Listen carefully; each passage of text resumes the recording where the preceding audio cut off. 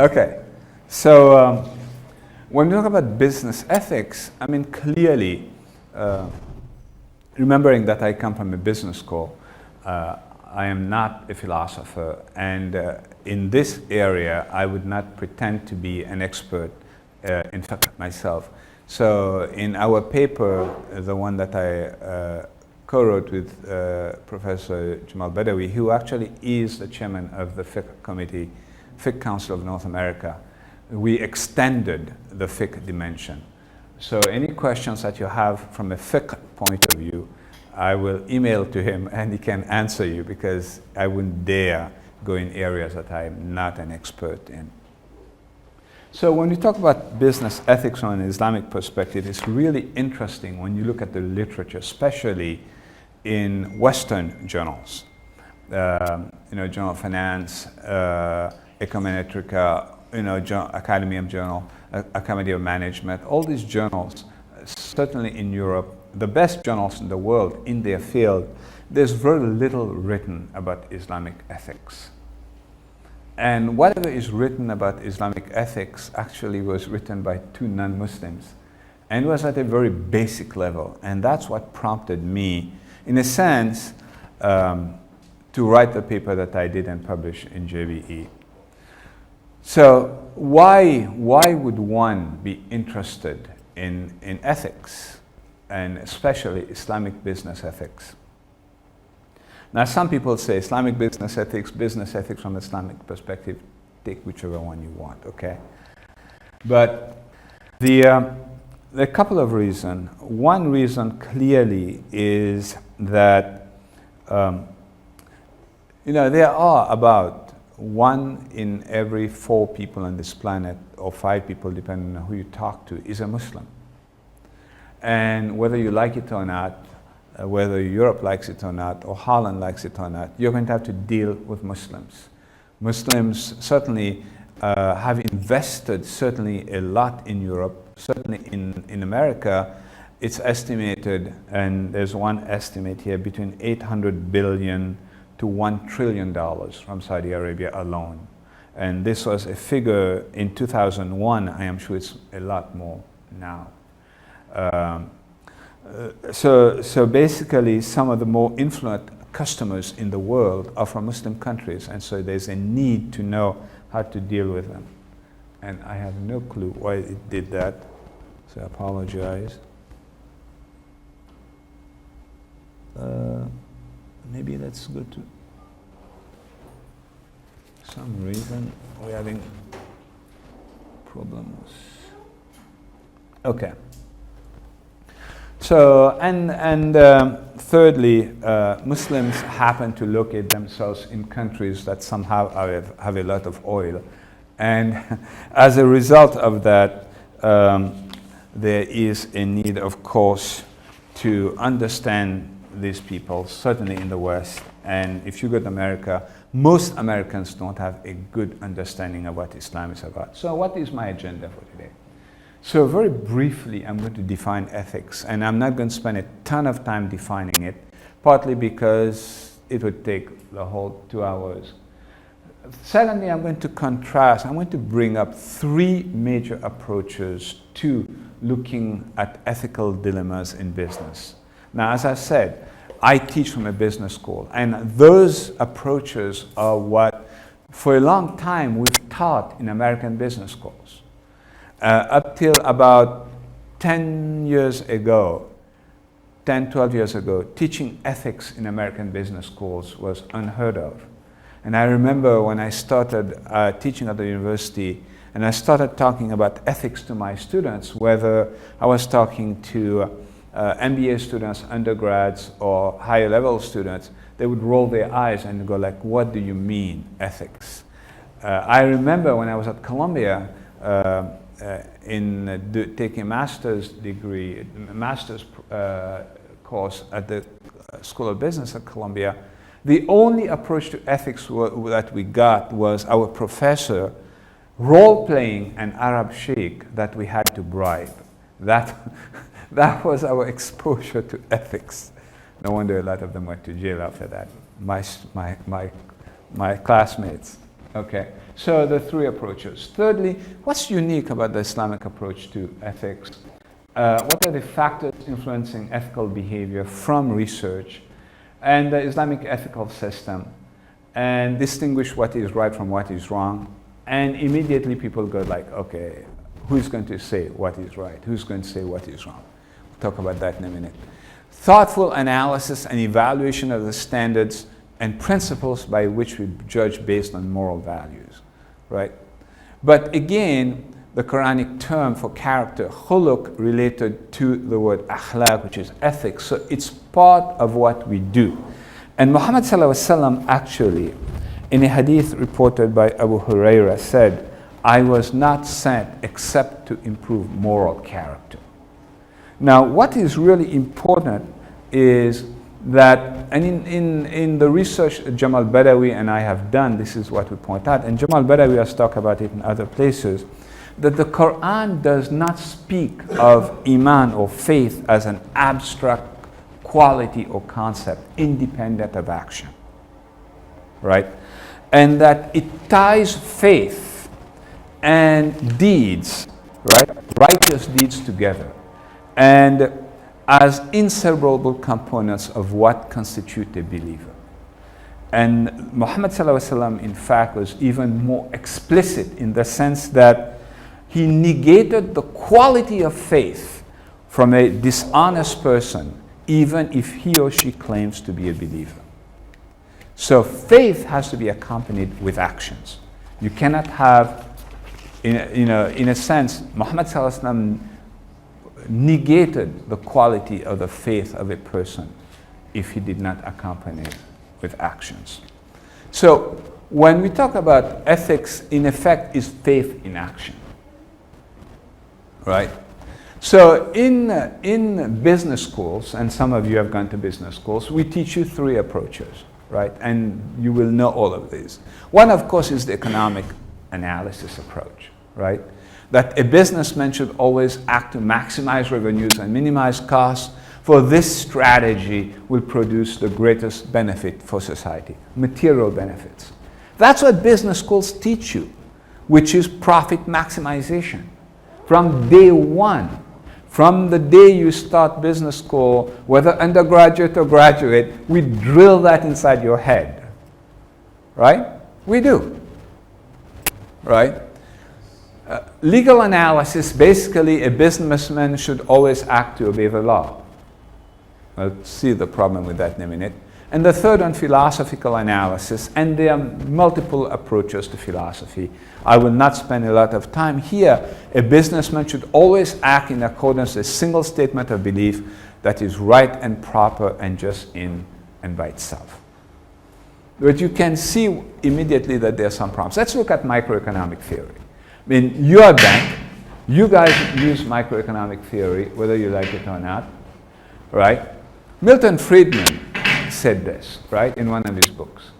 He said, few trends could so thoroughly undermine the very foundations of our free society as the acceptance by corporate officials of a social responsibility other than to make as much money for their stockholders as possible.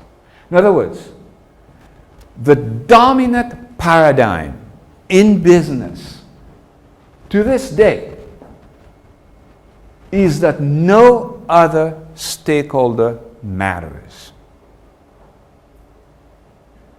The only stakeholder that matters is the shareholder, the stockholder. And you need to make as much money for that person or these persons as possible. And he won the Nobel Prize. So he's been like, I don't know, anointed, right? Now, what's the problem with that, right? There are several problems with the microeconomic approach, right? This is what we call stockholder theory. Now, some people run around saying, oh, you can't say that. And I'm going, what do you mean you can't say that?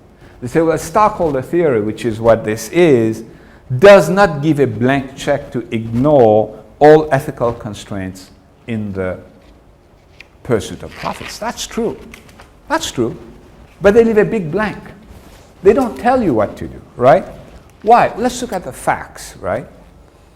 The first one is that most industrial markets are not perfectly competitive, right? And firms can maximize profits in spite of inefficient production, right? If you think back to economics class, international economics, we talk about X inefficiencies, right? We talked about, countries where you impose trade tariffs or barriers for local producers to prevent imports. Thereby, you have inefficient production domestically. The consumers in that country are paying more for lousy goods because the government will not allow better products from a foreign competitor to come in. Okay? So you're maximizing profit for these guys, but the people at the receiving end of it, the consumers, are not getting anything.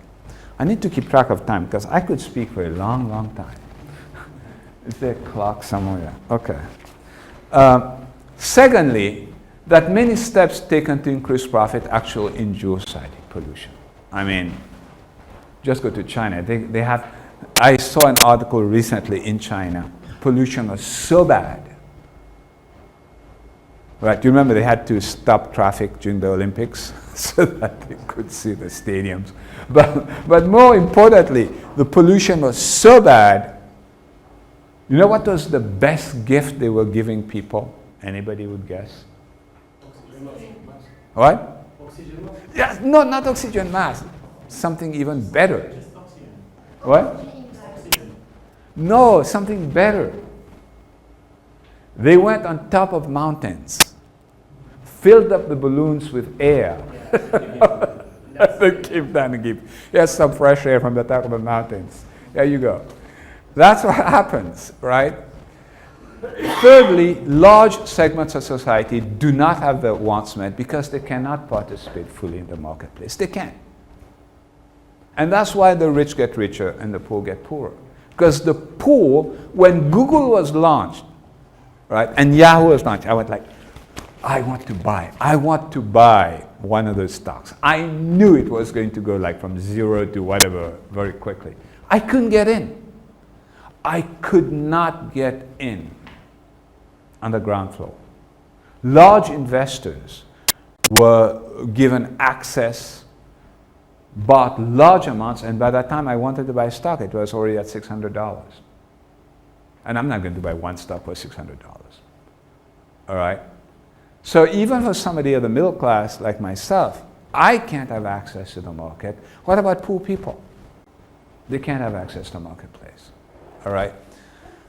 And finally, everyone is assumed to be a means to an end and not treated as an end in himself or herself. We'll just discard you once we are done. It's not. We'll use you as long as, and that's the problem of developing countries, right? As long as wages are low, we'll be there to manufacture. The moment you start asking for more wages or your standard of living go up, we'll move to, we went from Malaysia, Intel went from Malaysia somewhere else because wages started rising, right? And Malaysia learned nothing. There was no transfer of technology. They were used. Okay, so when you look at the microeconomic approach to business, there are major problems, right? When you look at the legal approach is also weird, right? In America, at one point, if you were black, you were counted as one fraction of a white. Europe, for a long time, you remember, they were debating whether women have souls or not. You remember? Yeah. Do they have souls? We are not sure. Right? Okay. So the moral standards of members of society may be misrepresented in formulation of laws.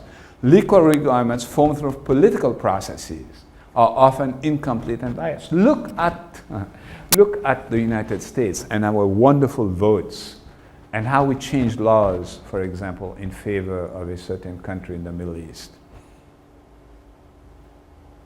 Okay?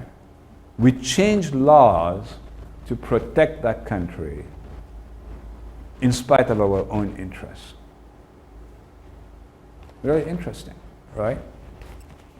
So the use of phosphorus, white phosphorus, the use of dime bombs, the use of cluster bombs. US law says you cannot, or Apache helicopters, or Hellfire missiles, you cannot use it on civilian populations. But the United States makes an exception for that country. Okay? Makes an exception for that country. And recently rearm them. Here, take more. All right? So legal requirements formed through political processes are often incomplete and biased. Philosophical approach, there are many approaches, there's relativism, deontology, universalism, and all the others. But I'm just going to talk about two here. One, relativism, right? Relativism and ethical relativism holds that an ethical values are relative to particular people, cultures, or times, and so that there can be any rationally justified or objective ethical judgments, right? So, for example, let's take an example. Let's say you come to my class, right? What's your name? Amen. A-Y-M-E-M-A-N? M-E-N. Amen. Not Ayman? Okay. Okay. So let's say Ayman is taking my MBA class, right? And I give him an F.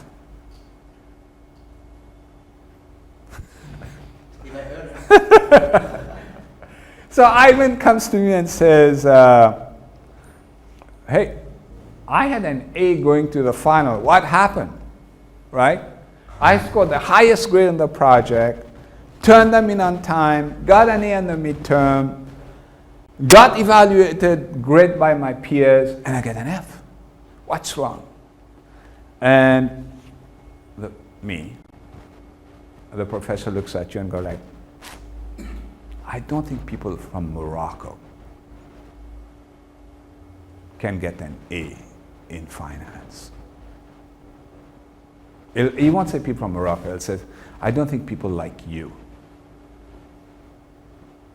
And you go like, hey, what are you talking about, right? And so when you ask that question, he'll give you a relativist, you say it's not fair. And he will say something like, well, fairness is a matter of personal opinion. And in that case, I am the professor, it's my opinion that counts. That's the relativist approach. And you can see immediately how there can be a problem with that. Don't worry. Okay, so when your teacher, and you've had teachers like that. I am sure somewhere you've had some silly teacher who told you like, I am the chief, you're the Indian. You're the little Indian, don't come and question me, right? Thank God in America we have grievance processes, and when I was chair of my department and I saw professors act stupid like that, I dragged them in my office and made them act better. But sometimes you don't get a chair even who is fair. Utilitarianism is the other way. Utilitarianism is really interesting. It says, as soon as my thing starts working, let's see.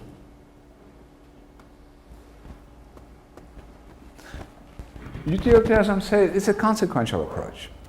It's saying we don't care what your intention is, we just look at the consequences of what you do.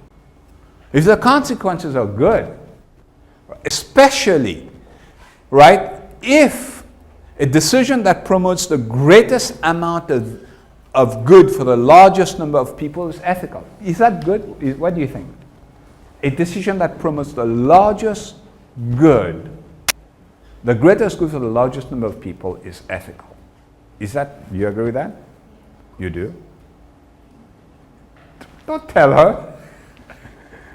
What about you? Do you agree with that? A decision that promotes the greatest good for the largest number of people is ethical. That makes sense to you? Yeah? Yeah? It depends how it's done. It depends on what? How it's done. Explain a little bit. There's a lot of people, to get Yeah, yeah. It could be like America with slaves. Largest good for the largest number of people, namely the Caucasian, but the slaves are dying over there. Do you understand? Sometimes, just because you have the largest good for the largest number of people, at what expense? And that's why there's a problem sometimes with democracies. Because remember, in the United States, for a long period of time, women were not allowed to vote. Blacks, they had 1/3 of the vote of whites. Blacks sat at the back of the bus. They did the most miserable jobs. So the largest number of people were benefiting on the back of who? That's why utilitarianism has a problem. Okay? So when we look at the Islamic approach to ethics,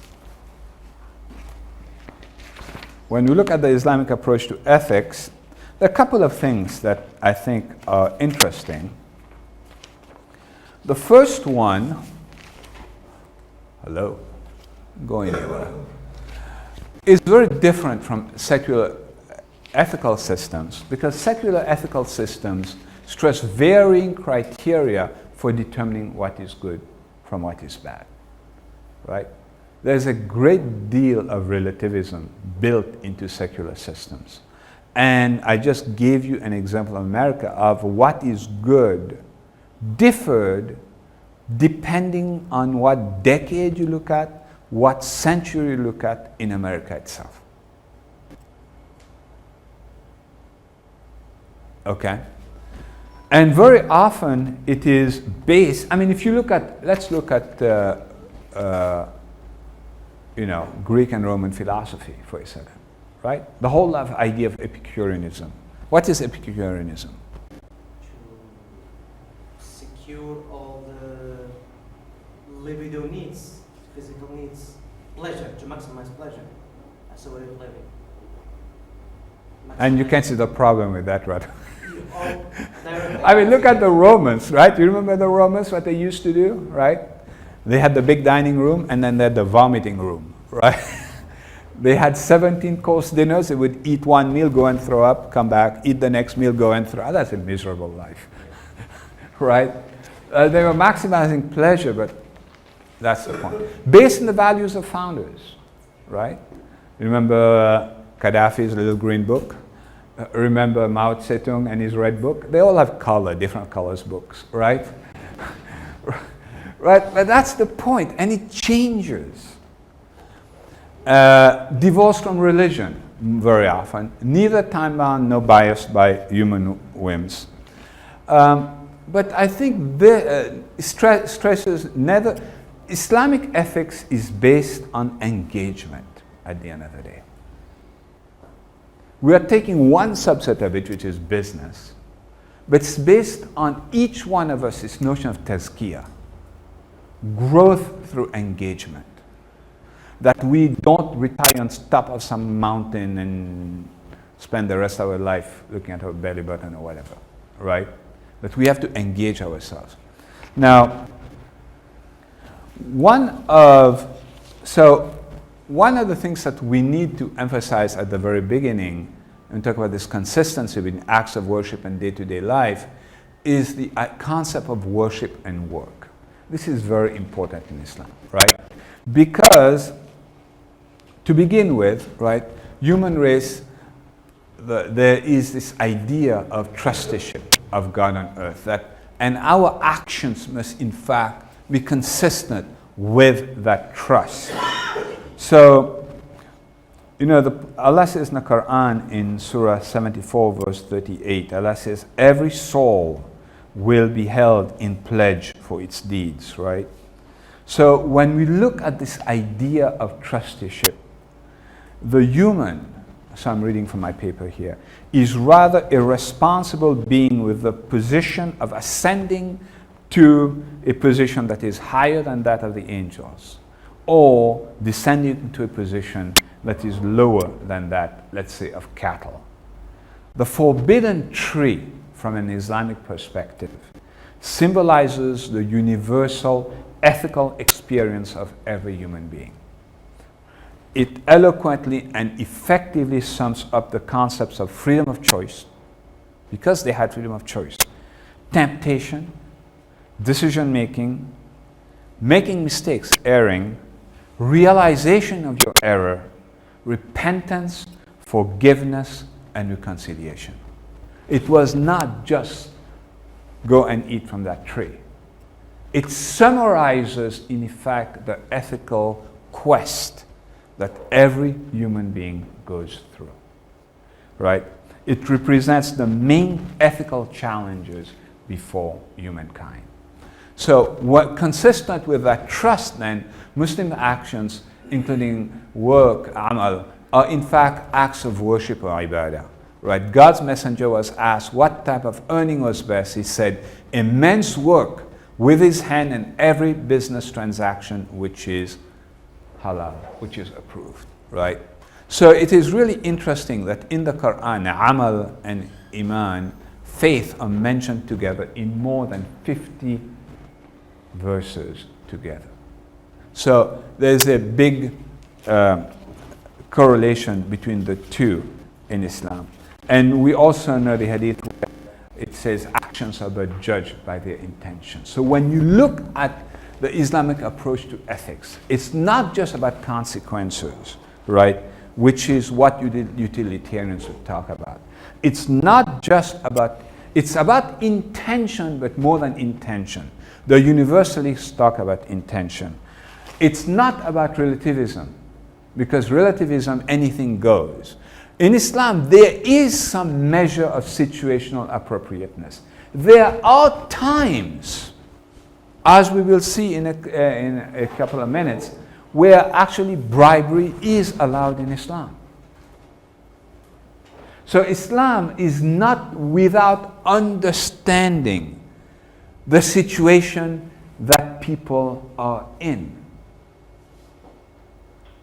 Okay? So when you look at Islam, it goes beyond. It takes the best part of what those ethical approaches are, and at the same time, it goes beyond it. So before we go there, let's talk about some factors that influence ethical behavior, right? So the first one, as I've said, are legal interpretations. Clearly, the law affects the way we behave, right? And we gave the example. For the longest of time, people keep saying about how Islam is backwards. Until the 20th century, women in the United States didn't have the right to own property. Did you know that? Islam gave that right to women a long time ago. So people think we're backwards, but we are not. So legal interpretation very often will, women, Allah gave women permanent and inalienable rights and has never discriminated against minorities on any basis. Secondly, also with respect to legal interpretation, there's this fiction in business in America, that businesses are entities. They are entities and behind which you can protect yourself. And in fact, it's become so ludicrous because they are entities. That means they can donate to political campaigns, because they're looked at almost as humans. Now, isn't that great? Because you can only give $2, but IBM can give whatever amount it gets. Enron. You remember Enron? Everybody remembers Enron? What happened to Enron? Then, Enron was the largest contributor to George W. Bush's campaign, because of that legal fiction. Okay. Secondly, organizational factors, right? Code of ethics generally work. The research shows they generally work. But sometimes they are inappropriate, right? They go like, how can you say code of ethics is inappropriate? What if you were to run a bordello?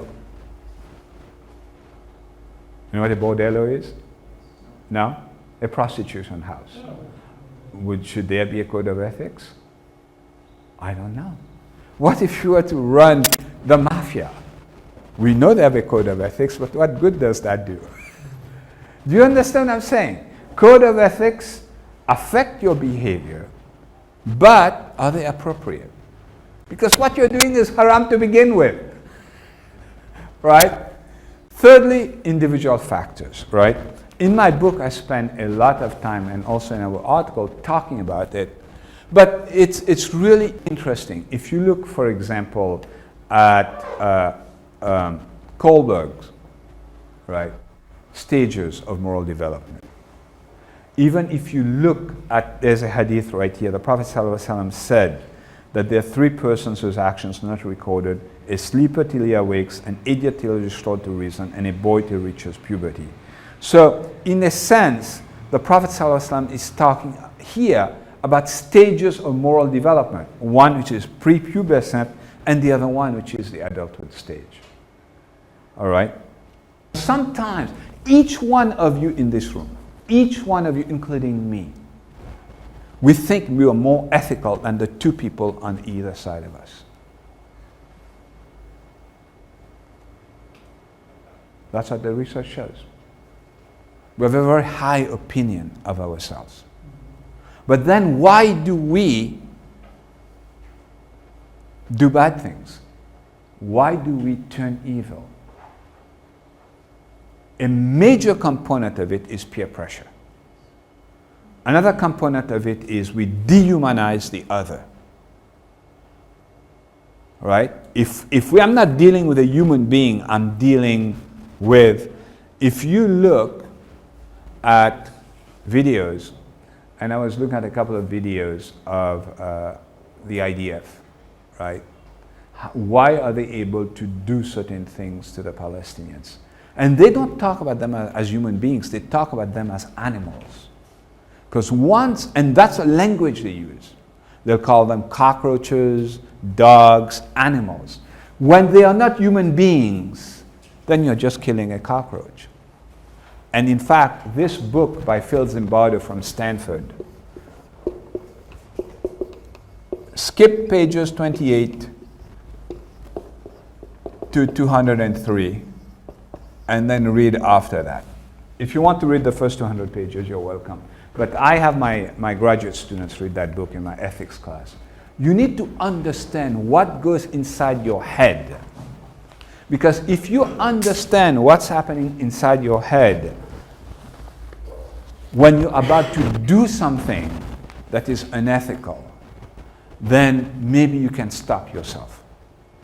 One of the most important things that we have learned and is that sometimes it's not that people want to do bad things, unethical things, is that they can't see the ethical dilemma itself. You understand that? I don't see any problem. You know, Abdul Rahman leaves his phone here. Well, somebody left their phone here. Who has their iPhone? You do? I have an iPhone too. Let's say I didn't have an iPhone. And you left your iPhone under your chair. And I came in, right? And there's nobody in the room. Is it an iPhone 5S? It's an old one, actually. Yeah, that's like... You wouldn't be interested in that. That's an antique. In the world of technology, I'm just teasing you, okay? Okay, all right. But let's say you had an iPhone 6 came out, right? And somebody came in after we're all gone. He's, let's say, and he looks there and he goes like, hey, there's an iPhone 6, right? It has all the apps that he wants. It even has the Moroccan music that he likes. And goes like, and he takes it. And you go like, you stole it. He said, no, I found it. You see the difference? I found it. He doesn't see the ethical dilemma. We call that ethical fading, by the way. ethical fading. Another good book you want to read. See, you pinch a professor and a lot of books come out. This is another book you want to read. It's published by one of my profs who is now teaching at Harvard. It's called Blind Spots, by Max Beserman and Anne ten Brunsell.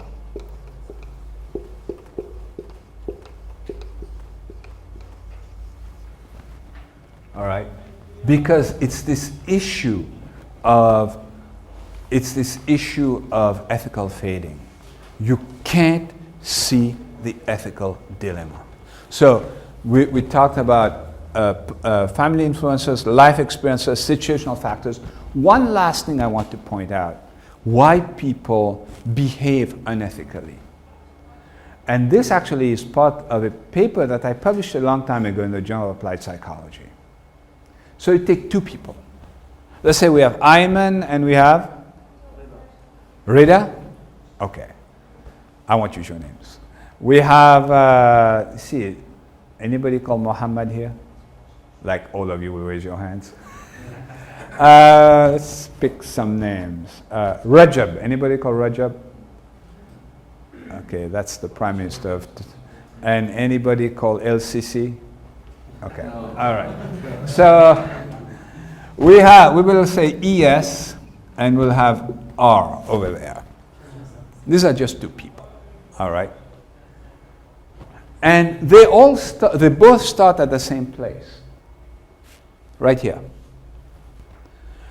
Rajab is doing the right thing. We'll put a plus here. ES is doing the wrong thing. Whatever that is. I will never be able to travel to Egypt after this.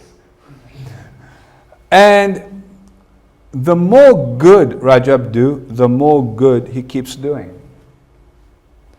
The more bad ES does, the more bad he keeps doing. He gets desensitized. He tells a little lie, then a bigger lie, then a bigger lie, and pretty soon he doesn't care about lying. I'm just giving an example. They start at the same point. Look where they are at the end. Rajab is here. This other guy is here. This is what happens. Ethical behavior or misbehavior. Ethical behavior has a multiplier effect, just as unethical behavior has a multiplier effect in the other way. It's difficult to stop once you start. And the Prophet ﷺ actually has a hadith about that. It's about the one who tells the truth and the one who tells lies. Keeps telling lies until he's branded a liar, if you remember the hadith. Okay? So that's why you want to watch yourself. You want to watch ethical fading because maybe he is a good person, but he can't see what's wrong with what he's doing. And part of the reason he can't see is partly because of peer influences. The people around him are telling him he's doing things right. There's an article published in Harvard Business Review, and the title of the article is Toxic Followers. If you are CEO of a company and you surround yourself with people that are dubitable, right? They feed you information that will make you happy. They withhold bad information from you. Before you know it, you could very well be on that road right here. Okay? Peer influences. Let's look at one life experiences. I really like this one. How many of you have heard of Malcolm X? No? Malcolm Y? Okay. So, this is from Malcolm X's autobiography, right? And I'm going to read you a couple. He said, and I like this. I actually quoted it. There were he went to Mecca. Remember, before that, he was very much a racist. He was a black Muslim And black Muslims basically was like, Islam is only for black people, white people go away. Okay? And the black race is superior. That was what it was about, right? There were tens of thousands of pilgrims from all over the world. They were of all colors, from blue-eyed blondes to black-skinned Africans. We're all participating in the same ritual, displaying a spirit of unity and brotherhood that my experience in America had led me to believe never could exist between the white and non-white. America needs to understand Islam because this is the one religion that erases from its society the race problem. And then look at how it changes its ethical perspective here. You may be shocked by these words coming from me, but on this Hajj, what I have seen and experienced has forced me to rearrange much of my thought patterns previously held and to toss aside some of my previous conclusions. Life experiences I have seen it happen. When I was at the university, there was a Muslim student who was a communist. I mean, not just regular communist, he was like hard communist, you know. And then one day he went to see the movie The Messenger. You ever seen that movie? Yeah. In French? Arabic. That actually in Arabic is beautiful. I don't understand Arabic too much, but I like the sound of Fusha. It's so beautiful.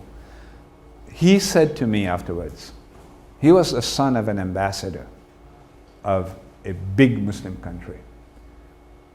He said to me, he couldn't stop crying during the movie. That same guy which hated Islam and would try his best to do whatever, turned into the best Muslims. It's like night and day. He used to come to our dormitory and drag us out of bed for Salat al-Fajr. And I'm going, what happened to you, man? But it was great. It was fantastic. Life experiences. So let's talk about the Islamic ethical system. So a couple of things. One is, of course, that there is a dissatisfaction with the Western system of business ethics, right? The Western system of business ethics, I mean, we tend to worship, there are some countries, certainly in the Muslim world, that tend to worship everything that comes from America. Well, come to America, you won't worship us anymore, okay? Racism, look at Ferguson. Racism is well and alive. If you are a person of color in America or wearing hijab, good luck, good day. I mean, I go through that screen, I have no metal on my body, except the metal maybe in my blood. And that thing will buzz. I'm going like, what's wrong with you, man? Yeah, exactly. So dissatisfaction was, and the axioms of Islamic ethical philosophy, especially Tawhid. Let's talk about Tawhid a little bit. And I'm going to read here a little bit, right? So Tawhid, of course, all of us understand what it means, but what does it imply? Right? What does it imply, right? So Tawhid, though it is translated as monotheism as compared to dualism or polytheism, does not fully connote the deeper meaning of the word. As a theological term, it means the oneness, uniqueness, and incomparability of Allah and in any of His creatures. Because Tawhid is at the center of the Islamic ethical system. If we understand Tawhid, a lot of the problems, a lot of our misbehaviors will go away. So bear with me, right? Based on the Quran, there are three critical requirements of Tawhid. To believe in the one and only God as the sole creator, sustainer, and cherisher of the universe or universes. To believe that Allah alone, second, to believe that Allah alone is worthy of worship and of the unshared divine authority.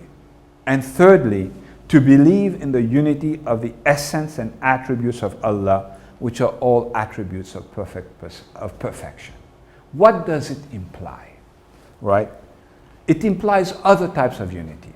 First, it implies unity of the basic divine message, right?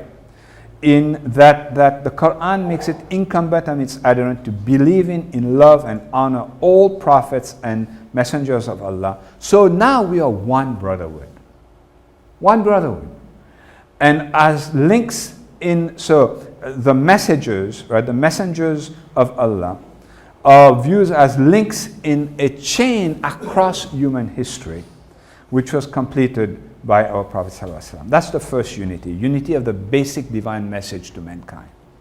Secondly, unity of the human race, created by Allah and all of us being descendants of the two same people. This depicts humanity as a large family characterized by unity with diversity. Diversity then becomes a sign of the power of Allah to create and recreate in whatever way He wants. Just because somebody has more melanin in his skin than somebody else doesn't mean he or she is inferior to somebody else. Okay? So, conceptually, this should shape one's attitudes towards other humans, Muslims and non-Muslims. Thirdly, unity between all aspects of human beings, because we all live under the same jurisdiction. And Tawhid then implies that there is no compartmentalization of life into secular and religious, spiritual and mundane. That would be in total contradiction to the essence of Tawhid. Fourthly, unity between the present life and the life to come. That our actions have consequences, not only in this life, but beyond our own life. Right? For which, of course, we will have to account for. So Tawhid is critical. Equilibrium, justice, or al-adl. Let me go to the next page, because and then free will, responsibility, and ihsan. And let's talk about in this table right here. So in a sense, there are 5 axioms of Islamic ethical philosophy. And the first one is, of course, the concept of Tawhid, right? Like this is more of a vertical dimension, right? From us to God. Equilibrium relates to the concept of adl, a sense of balance among the various aspects of a man's life, more of the horizontal dimension, in order to produce the best social order. Benevolence, ihsan, an action that benefits person other than those from whom the actions proceeds without any obligation, and then responsibility. Now, when we talk about Tawhid, Tawhid upholds the ultimate sovereignty of Allah as the real owner of the universe and his full right to determine how his property should be used. We completely forget, as business people, as professors or ambassadors, we forget that whatever we have is always and forever alone. Doesn't belong to us. We've been entrusted with it. So what are the conditions of that trust? One is that the method of acquisition of property, if you indeed understand Tawhid well, excludes, if you're administering property on behalf of the one who owns it, and you believe in the one who owns it completely, you cannot administer, you cannot devolve that trust wrong. You understand? That means you cannot, it excludes theft, excludes extortion, excludes cheating, excludes other illegitimate dealings. Secondly, the employment of that property that we have that's loaned to us should not imply an infringement on the right of others. Right? So, for example, establishing a factory in a residential area. Or in Africa, you see pictures of factories, they are pouring huge pipes, untreated sewage and pollutants directly in the ocean right next to where people are living. That's a violation of the concept of that trust, right? Thirdly, that public interest should take into account, as in the case of necessary expropriation of property deemed to be in public interest. Sometimes, if you are acting in the interest of the public, you have to move people, right? Let's say that everybody go to work in Casablanca. Let's say there is an area called the business area, right? Everybody to go there have to take this roundabout way that takes about 3 hours. And just think, I mean, that's LA for you, by the way. Los Angeles, right? To go 7 miles take 2 hours. Just imagine if you could build a short bridge that would cut it down to about 15 minutes. But the people on those lands don't want to move. Islam allows you, provided you compensate them adequately and fairly, to move them. Okay? To move them. So that public interest should be taken into account in certain cases. Fourthly, and this is interesting, that the owner should be mentally capable of looking after his property, or else a guardian may act on his or her behalf. You know Howard Hughes? Have you heard of Howard Hughes? Yeah. Howard Hughes used to be the richest man in the world. He was mentally incapable. And in fact, there are quite a few people like that whose property were taken advantage of by the people who supposedly were the trustee, but in fact were taken advantage of them. Let's look at al-adl, right? In the Quran, Allah is saying, Ya ayyuhalladhina amanu kunu qawwamina lillahi shuhada'a bil qist.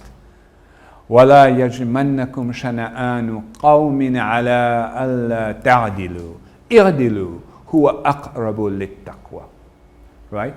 Be just, for that is nearest to piety. So we have both there. We have qist, right? And we also have the concept of adl. Adl. I can't pronounce that syllable too well. So when we look in the Quran then, now we're looking at the foundations. Before we start talking about applied ethics in Islam, we need to know where those come from. One, we talk about Tawhid. The second one, we're talking about adl and qist. They are not the same thing, are they? Right? When we talk about adl, clearly we're talking about justice. When we talk about qist, right? We're talking... So adl is talking about this notion of balance and equilibrium at the same time. Whereas we're talking about qist, we're talking about to give everyone and everything their proper due. So for example, in Surah 49 verse 9, Allah is saying, be fair, for Allah loves those who are fair and just. So in Islam then, the concept of justice is very different from Rawls. If you look at Rawls from Harvard, Rawls is talking about this veil of, whatever. And it just goes on, but it's an idealistic type thing. It has very little to do with what happens in business, right? So justice in Islam is defined by both adl and qist, which means maintaining the balance between the needs of the body, mind, and soul, while providing everyone what they are due, right? So I have highlighted it in red. So in a sense, justice now is being tied to taqwa, right? And Allah is all acquainted with what you do. And the concept of keeping promises. Ya ayyuhalladhina amanu awfu bil uqud, right? This idea of, oh, you who believe, this is addressed to us. Fulfill all obligations. And to me, it is really sad when Muslims who do not keep contracts. I am sure you have it in your country. People sign a contract and they go like, what contract? There's a contract? Which part of you mean?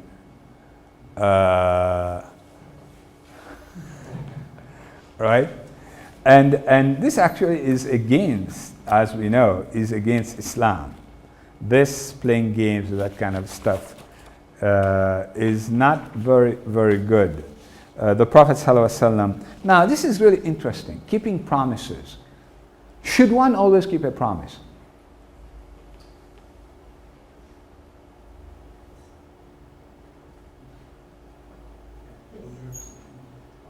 Are there times where maybe you can't keep a promise? Would that be sinful? It depends on the context. It depends on what? On the context. It doesn't mean that it could be sinful. It depends on the situation. It depends on the situation, right? It depends on the situation. And there's a hadith here, the Prophet ﷺ said, when a man makes a promise to his brother with the niyyah, your niyyah has to be clear from the beginning. You're just like, right? Your niyyah, the intention of fulfilling it and does not do so, and let's say does not come at the appointed time, then he's guilty of no sin. This is reported in Abu Dawud, right? But your niyyah is where it counts. It's like you're not making that promise inside your niyyah, like, well, let's see what happens, right? Because Allah sees inside of you. So the concept of ihsan, of course, the Arabic root means suitable, beautiful, and prosper behavior for God. But this is, in Islam, the concept of worship includes any constructive endeavor for work. People think, well, I'm going to work. I left the masjid and I'm going to work. While I'm at work, this is not worship. No. It is worship. If you're doing it right. If you're doing it with the right intention. If you are not, abusing people in the doing of it. So work in Islam is not only a means of providing for yourself. It's not only a means of survival, but also is a rewardable act of worship. Right? This concept can be instrumental in motivating productivity, but its religious significance is even greater. This implies if I am a professor, right, and I'm sitting in my office, let's say I go to class to teach, right?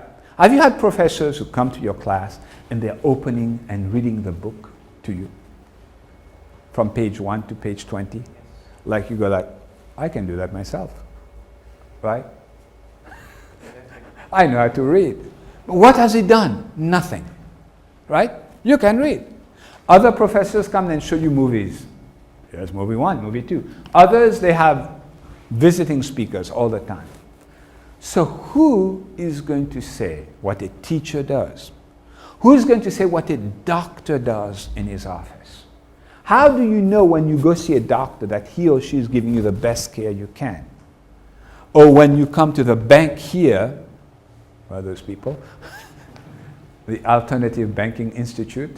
When you come to the bank here, that they're giving you the best return you can get. It's because of this concept of work as worship. Right? That when you do your work for the love of Allah and with the realization that Allah is watching you all the time, even if your boss is not doing it, you are going to do it to the best way you can. Right? The Prophet ﷺ said, this is in Al-Qardawi's book, Al-Halal wal-Haram fil Islam. This hadith. And this hadith Qudsi, where the Prophet ﷺ said that Allah loves it, that when one of you is doing something, that you do it in the most excellent manner. So when we talk about quality improvement, we are supposed to finish working at 5. At 4:30, we're all packed up. Out the door. Right? The boss is not here, we're out the door. Because World Cup is playing, right? Or we are watching the World Cup on our iPhone, or, right? There's an app for that. Okay, so it's this idea, so we've talked about Tawhid, we've talked about Adl, we'll talk about Ihsan, we've talked about promise keeping, and this idea of, these are all part, this is the background of what we're talking about, right? Now, this comes from the book by Sheikh Badawi. I'm not going to talk about that. I talk about it in my book at length. But I thought I'd just put it there for you who haven't read the book. Some of the principles that are important from a thick point of view that drives Islamic business ethics or Islamic ethics in general. Here's one, right? Let's take an example. What is conducive to the haram is itself haram. And you go like, what are you talking about? Well, some people watch pornography.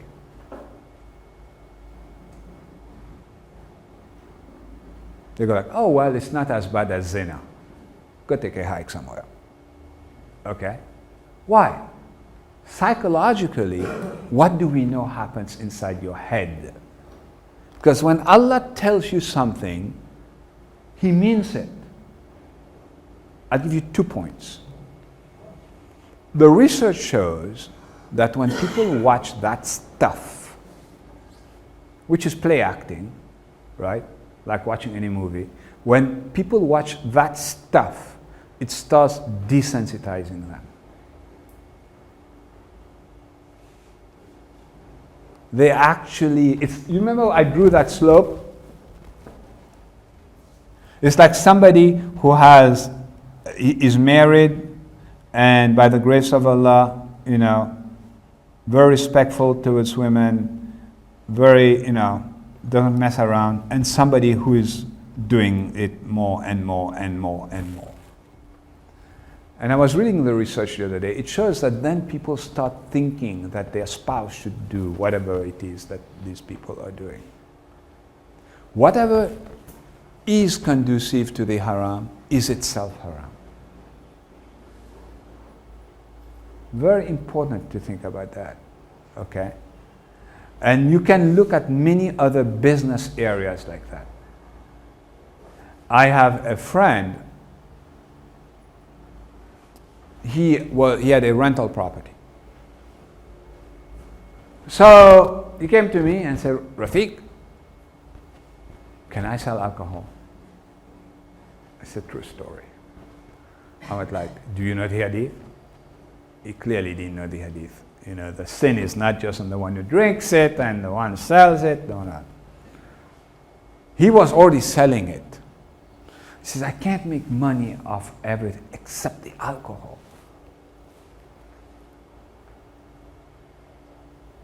So I read the hadith to him. He thought about it. Didn't say anything. He went away. By the way, the biggest sellers of liquor in LA are Muslims. Not kidding you. Their name is Islam. Islam. Not kidding. Islam. Selling alcohol. Astaghfirullah. Anyway, then the guy comes back to me and says, Rafik, I want to tell you I'm not selling alcohol anymore. I said, this is great. He said, but I'm renting my place to somebody who is selling alcohol.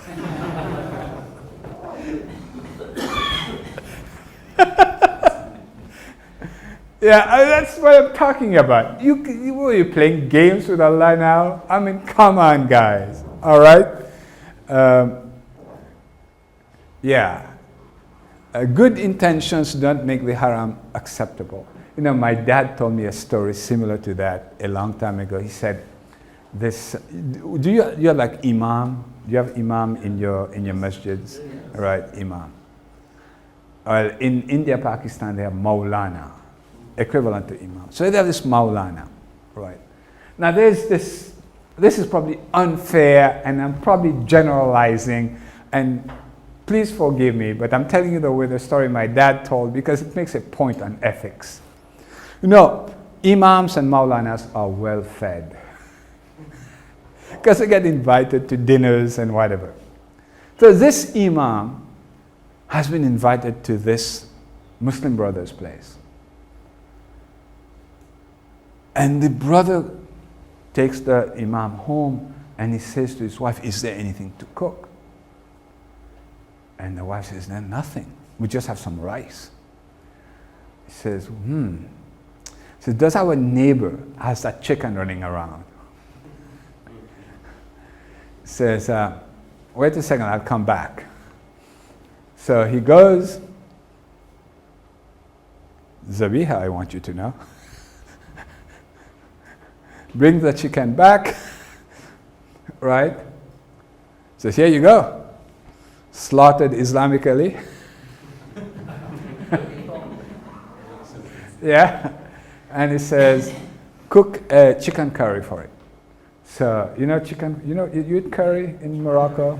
I don't know. You guys eat, what do you call it? What's that Moroccan dish? Under the pot, what do you call it? Not couscous, with a little pot. Tagine. He cooks a great tagine. It smells wonderful, right? And the imam is sitting there. He smells that. He's feeling very hungry. And then, just as he's about to take the pot of chicken and eat, the man feels really guilty and says, "Imam, I have to tell you, I stole that chicken from my neighbor." The Imam said, "Man, I came all this way. I smelled this food for half an hour cooking. There's the hot rice right here."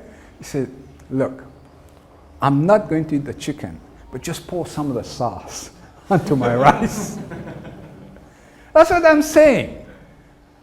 The sauce is itself, in this case, that's what don't pour sauce on, you'll remember this. What about inviting the neighbor? The neighbor might do qurbani with him. Okay, but the point I'm trying to make is that, you really should read that book, and I'm not going, good intentions do not make a haram acceptable, as in the case I just gave you. The Prophet ﷺ said, if you are doubtful about something, leave it alone, right? Haram is prohibited, but to everyone alike, One of my friends, he used to work for the monarchy of the largest oil-producing country in the world. And he worked for one of the princes. And he said, these guys would wake up with one glasses of alcohol in their hand. Everything that is forbidden to everybody else, people can get their head taken off. The largest dealer of cocaine was a Saudi prince. I mean, the news, you can read in the news, the DEA in the United States, they were wondering how could cocaine go from Colombia on a certain path, and they found out that this prince had a Boeing 727. Is that a big plane, a Boeing 727? He would fly to Colombia and fill his airplane. And because he had diplomatic immunity, and so when the DEA demanded that he be extradited, the government of that country refused. So the haram is prohibited to everyone alike. Okay? And of course, necessity dictates exceptions. So in my book, I talk about all of this. I'm not going to talk about it right now, but I'm going to talk about it indirectly. Let's talk about the stakeholder approach, which I think is the main contribution.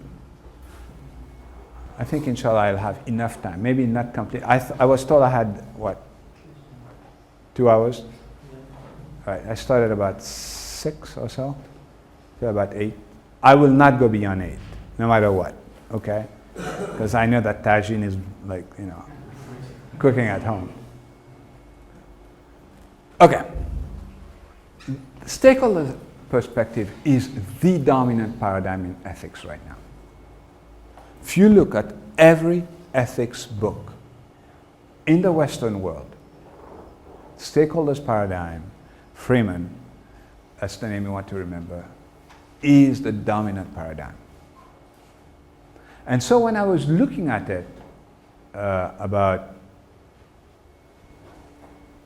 9 years ago, I was like, hey, I talked about that in my book before you did. At least, I mean, I talked about it and I referred to it, but the people who were talking about Islamic ethics and who were non-Muslims were never mentioning it. So I thought it was important to highlight this. So let's talk about the stakeholders' perspective. Stakeholder analysis basically says it's a framework that enables users to map and then manage relationship with stakeholders.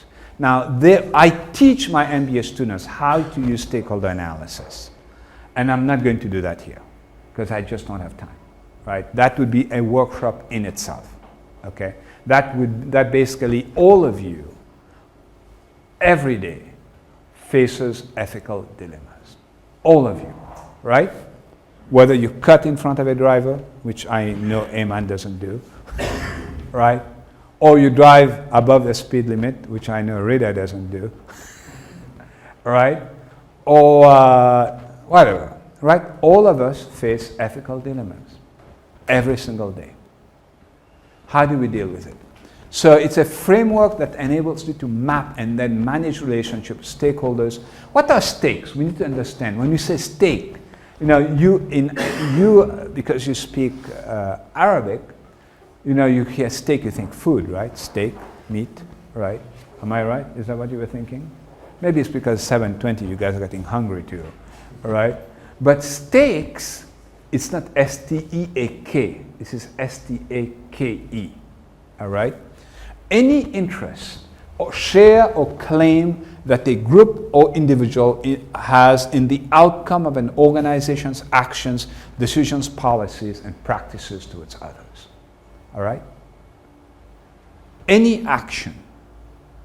So, stakeholders then are any individual or entity who can affect or is affected by the decisions, actions, policies, practices, or goals of an organization. Past stake can come to hurt you if you misrepresent yourself to customers and they, like,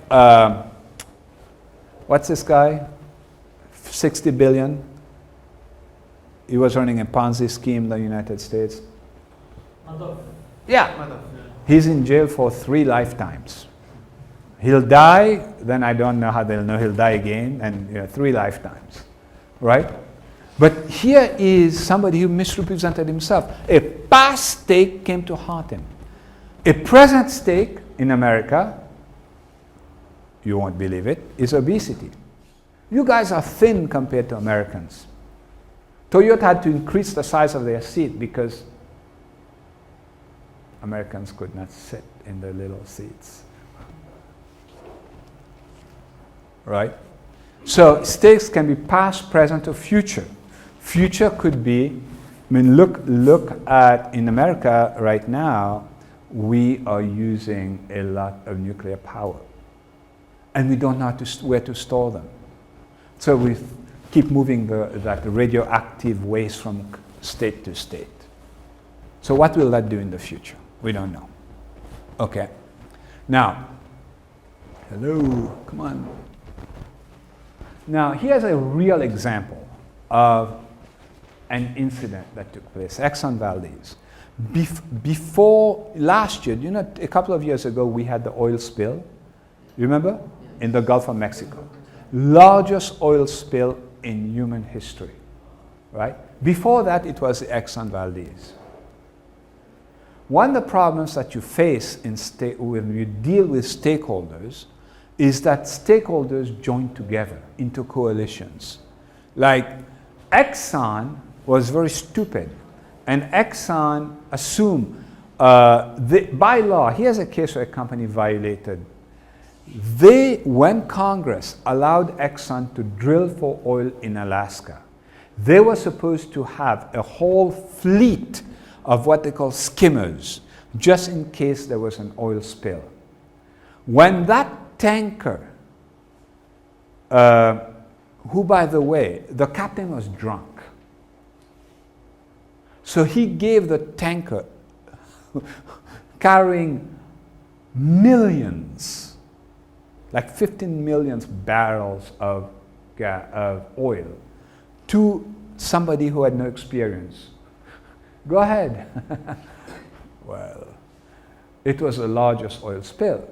When CNN was flying over the oil spill, like 3 days later, they counted 4 skimmers. There was no fleet because Exxon totally underestimated the stakeholders. Well, you can't do that because stakeholders vote. They join together and they form a coalition. Alaska can be a state where there is almost no people, not many, but they have a governor and they also have Congress people.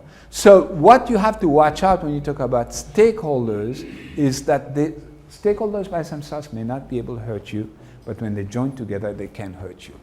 And that's at work. So when we look at, let's look at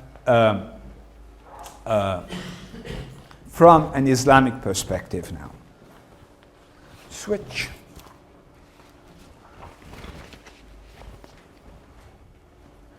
So when we look at Islamic business ethics from a stakeholder perspective, first we're going to look at relationship of the firm to its shareholders, relationship of the firm to its employees, then we look at relationship of the firm to its suppliers, of the employees to the firm, and then to suppliers and buyers. And this, I think, is the strength of the Islamic approach to business ethics. Okay? The first one is that, remember what I said, the stakeholder approach in the West assumes that all stakeholder claims are equally weighed. Islam says no. Islam says there are 2 sets of stakeholders whose claims come first. One are the owners of the company. Secondly, the employees of the company. That is, in effect, the priority in which it is. So let's talk about it. You are an employee of a company that's doing something unethical. It is your job to stand up and say something about it. If you're a manager of a company that is doing something unethical, it is your job to say something about it. Jamal Badawi and I, in our book, which is called, I wrote another book with Jamal Badawi called Leadership from an Islamic Perspective. We talk about it as the concept of dynamic followership. Where does that come from? 2 examples.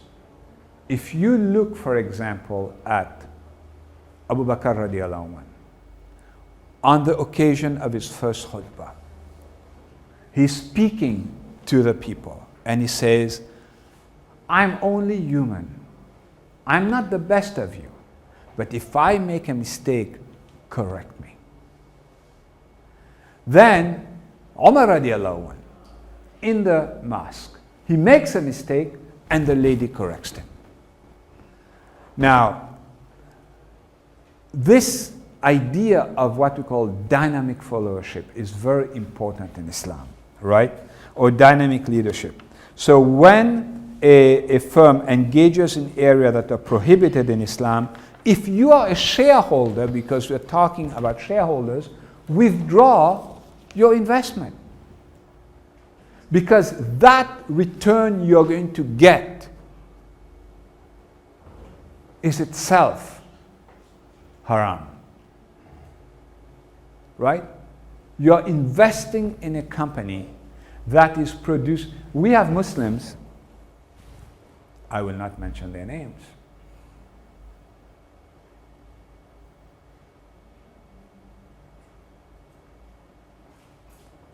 from, well, billionaires from very rich countries who own a big portion of the number one bank in the United States.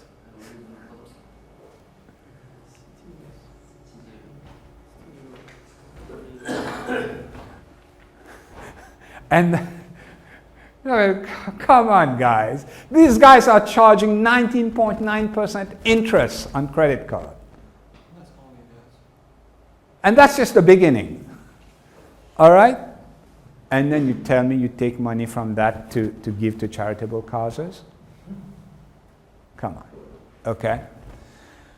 Now, something that is really, the reason this is important is because in Islam, shareholders are not supposed to be looking for profit maximization. Shareholders are supposed to be looking for value maximization. Value maximization is a new approach. When I teach strategy, because I also teach strategy at the university, we don't teach strategy from a profit maximization standpoint. Because if you teach it only from the shareholder's perspective, why do we pay these people a good wage? Let's pay them minimum wage. Why do they get health benefits? Zero health benefits. You see what I'm saying? That's what Walmart does. Why is Walmart the largest retailer in the world? Why is it that year after year they make more profit than anybody? Because they will employ you on a probationary period for 6 months and just without health insurance, and just as they are supposed to give you full time, they fire you. They hire somebody else. That is profit maximization. That's not value maximization. Walmart has the largest number of ethics and other lawsuits against it of any other company in the world. Yeah. What is the difference between value and profit? Value maximization, you take into account the needs of all your stakeholders, not just the need of the needs of all your stakeholders, not just the need of one set of stakeholder, which is your shareholders. You didn't take value as a financial term because... No, don't think of it that way.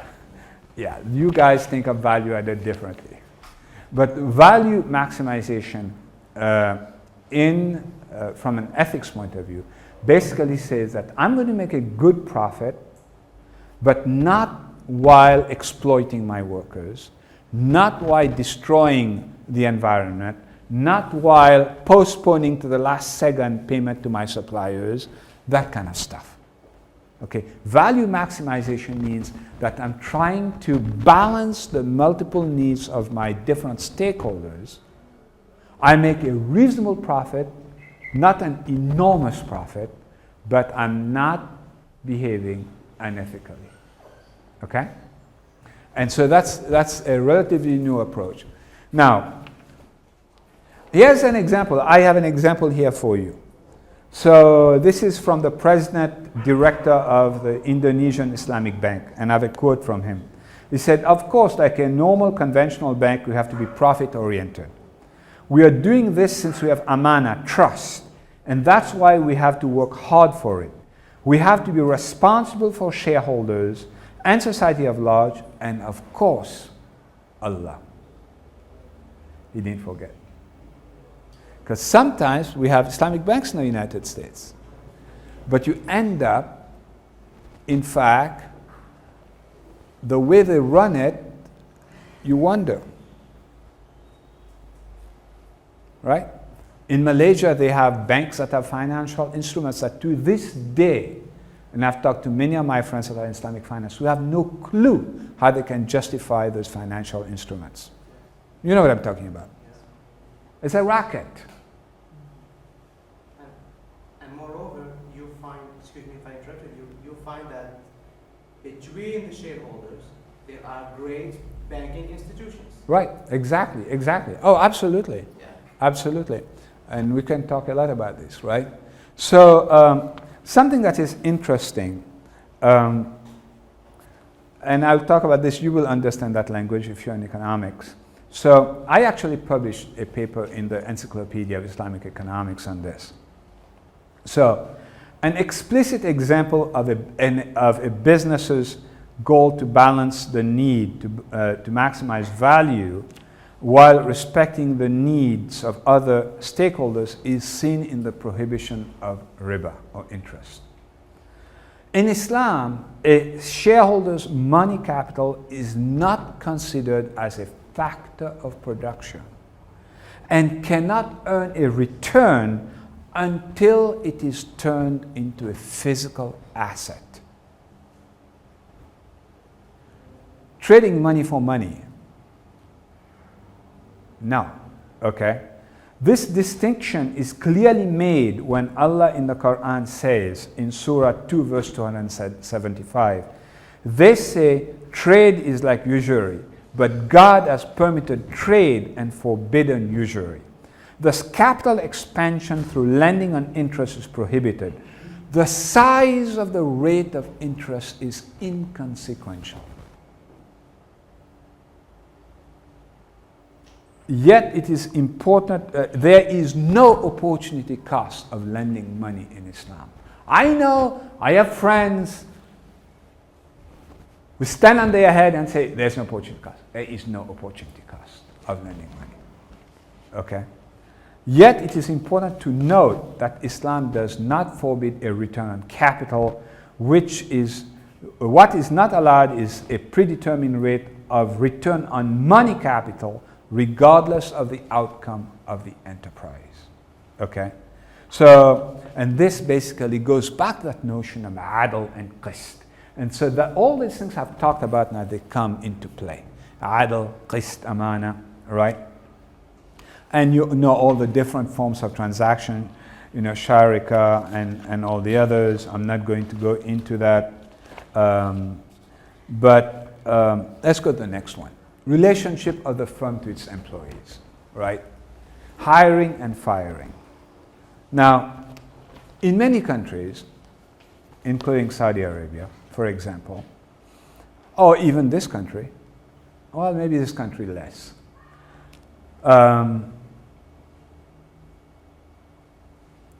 We don't hire people based on competence.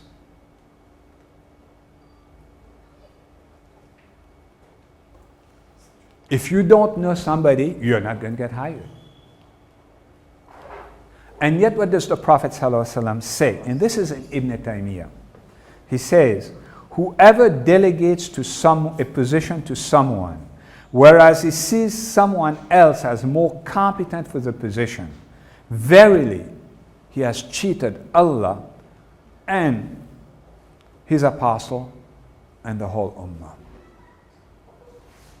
So the idea of competence in Islam is critical. And it doesn't matter, and I have gotten in trouble for that. Somebody wanted me in my family to do something for one of my relatives, and I went like, no. I can't. I said, there's a process there. And everybody has to go through the same process. The same criteria has to apply to everybody. And of course, that person, you know, that person doesn't like me too much anymore. So in Islam, it's a meritocracy. It's a meritocracy, right? And tomorrow when I talk about leadership, I'm going to talk about that. There's an explicit hadith with respect to Abu Dhar, actually, about this. Now what is interesting is our sisters, and here I'm quoting especially Saudi Arabia, right? Only 3% of Saudi Arabia's labor force is women. And yet, most of it has an abundance, because I see them at the University of Texas where I was doing my PhD. Many Saudi women doing advanced degrees, when they go back to Saudi Arabia, they can't find work. That is sexism at its worst.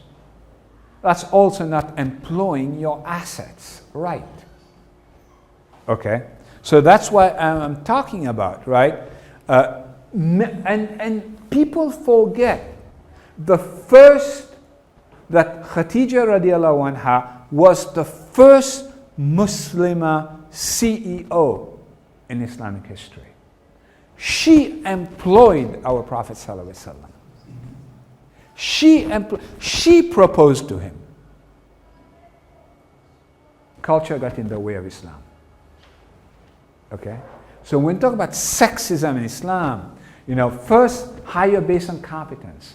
Secondly, don't discriminate. Go back to the concept of Tawhid. Two of my friends, neurosurgeons. Both Americans, one Pakistani origin, Pakistani American, the other one Caucasian American. Getting a contract to be neurosurgeons from a country in the Middle East. The Pakistani American thought he had a great deal. Then his friend said, something wrong with your contract, let me show you mine. His was twice or more. Remember what I said, the melanin content apparently carries a lot of weight in some countries. Remember the story of Abu Dhar and Bilal? Remember that? When Abu Dhar basically treated Bilal the wrong way, and Bilal didn't say anything, and then the Prophet ﷺ heard about it, and he said to Abu Dhar, what did he say? You have a little bit of jahiliyyah left in you. Yeah. And then Abu Dhar lay down on the ground, told Bilal to put his foot on top of his head. That's the problem. Some of us have a little bit of jahiliyyah left in us. Okay? So this, from the Quran, right? Don't hire people who are incompetent. Don't fire people, just at random.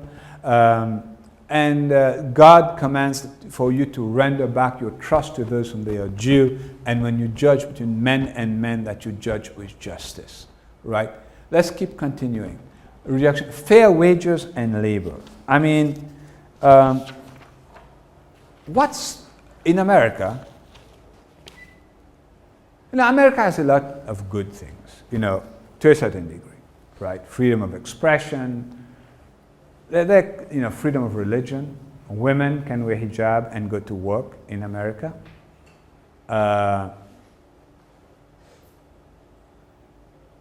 In Turkey, for a long period of time, you wore hijab, you couldn't get to university. That's it. So that's what I'm saying. America has a lot of good things about it, but also has a lot of bad things.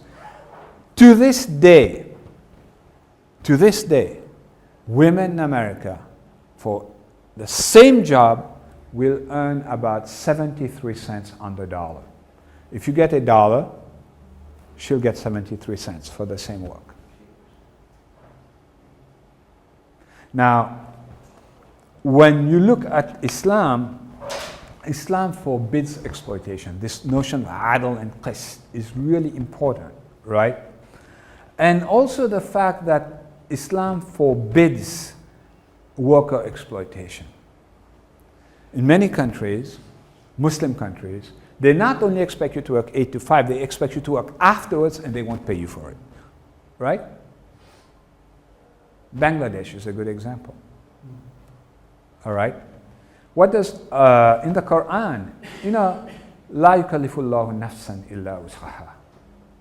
If Allah is saying that, right, if Allah, right, in a sense, is not putting a burden on somebody greater than he or she can bear, who are we to overtax our workers? Okay, exploitation of workers.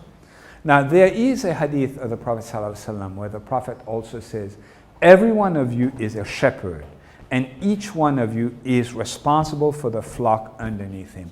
So if you think of a business owner as a shepherd, what does being a shepherd? You have shepherd here. I know you have shepherd. I saw the beautiful pictures with a lamb. Right? What does a shepherd do? Why did the Prophet ﷺ use the word shepherd? What's the word for shepherd in French? Berger, oui, berger. Qu'est-ce que le berger fait? Que fait-il? Il regarde les... What does he do? Taken care of. He's taking care of the little sheep. What else is he doing? He's watching over them. This sheep is bigger than that sheep, so this one is ready for Odia or something like that, right? No, what else is he talking about when he's watching? What is he doing? He's guiding them, right? He's making sure that they're not doing something wrong. What else?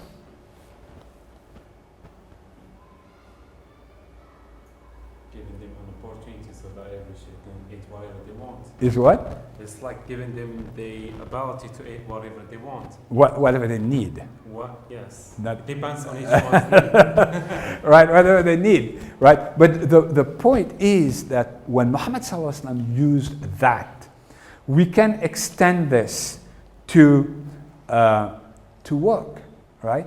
You do not put your worker in a situation where you don't provide him with a safety equipment, and you know if you don't give him that special glove, that machine is going to cut his fingers off.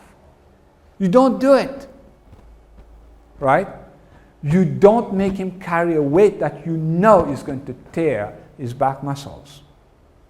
You make it possible for him to succeed.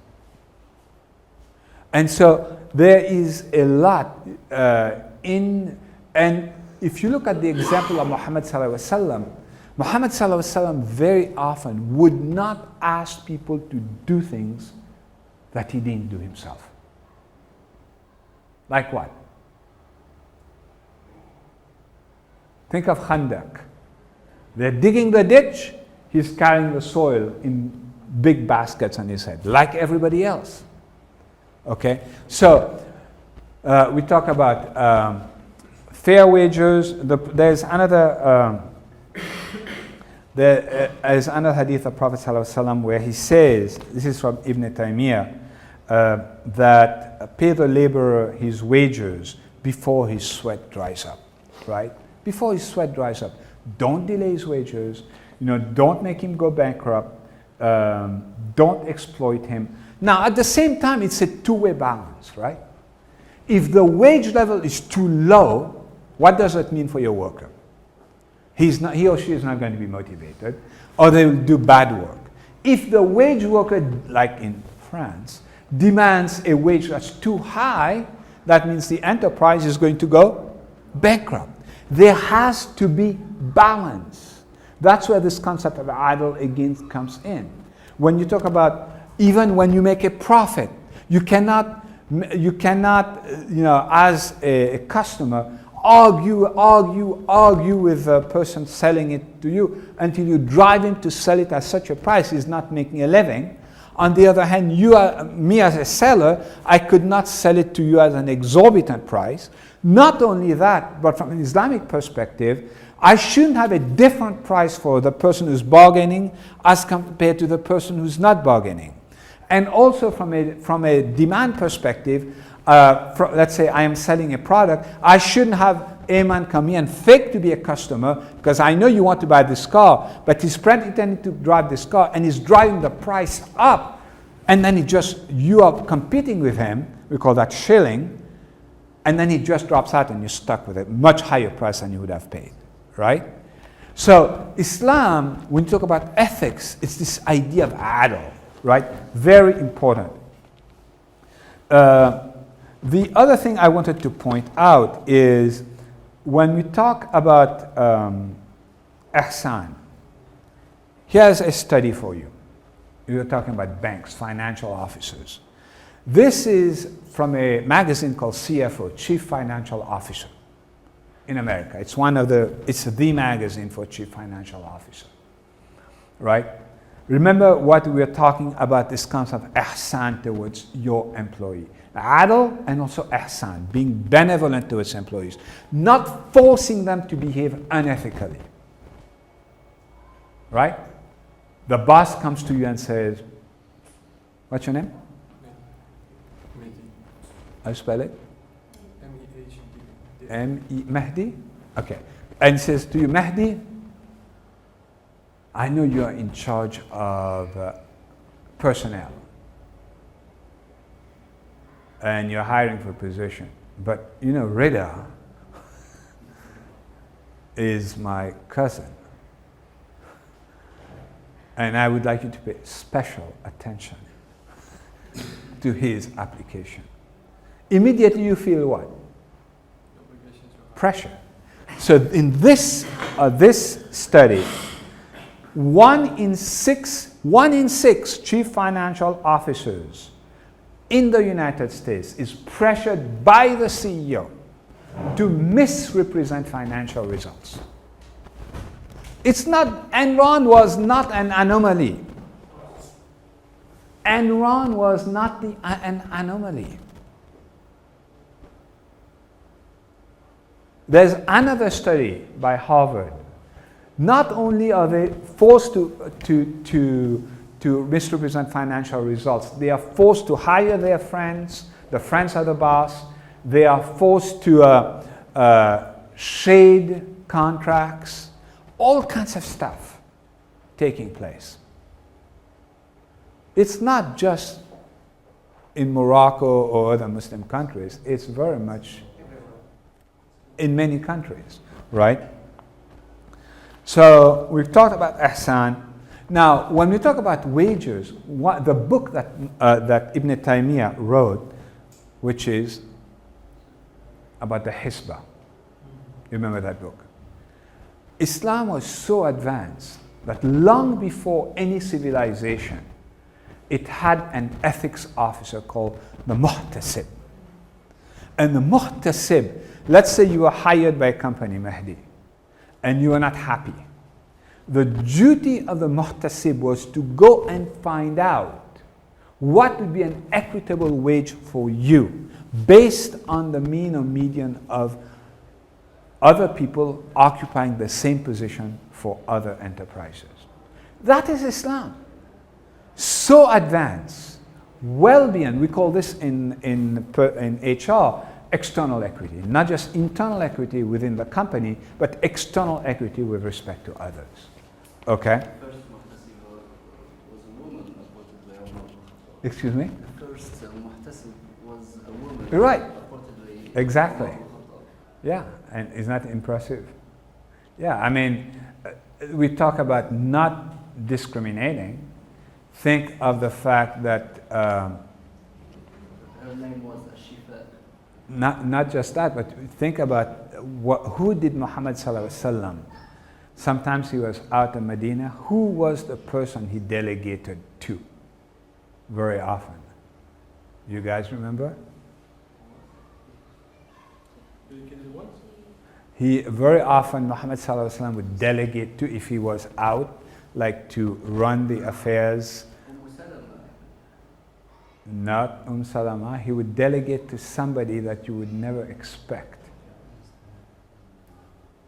He actually delegated to Ibn Maktum in a couple of instances when he was not in Medina but he was out somewhere else. So he was delegating to a blind person. And it's very interesting because now when somebody has a disability, we think of them as, well, just go and sit at home and watch TV all day, right? Okay. Respect for employees' beliefs, right?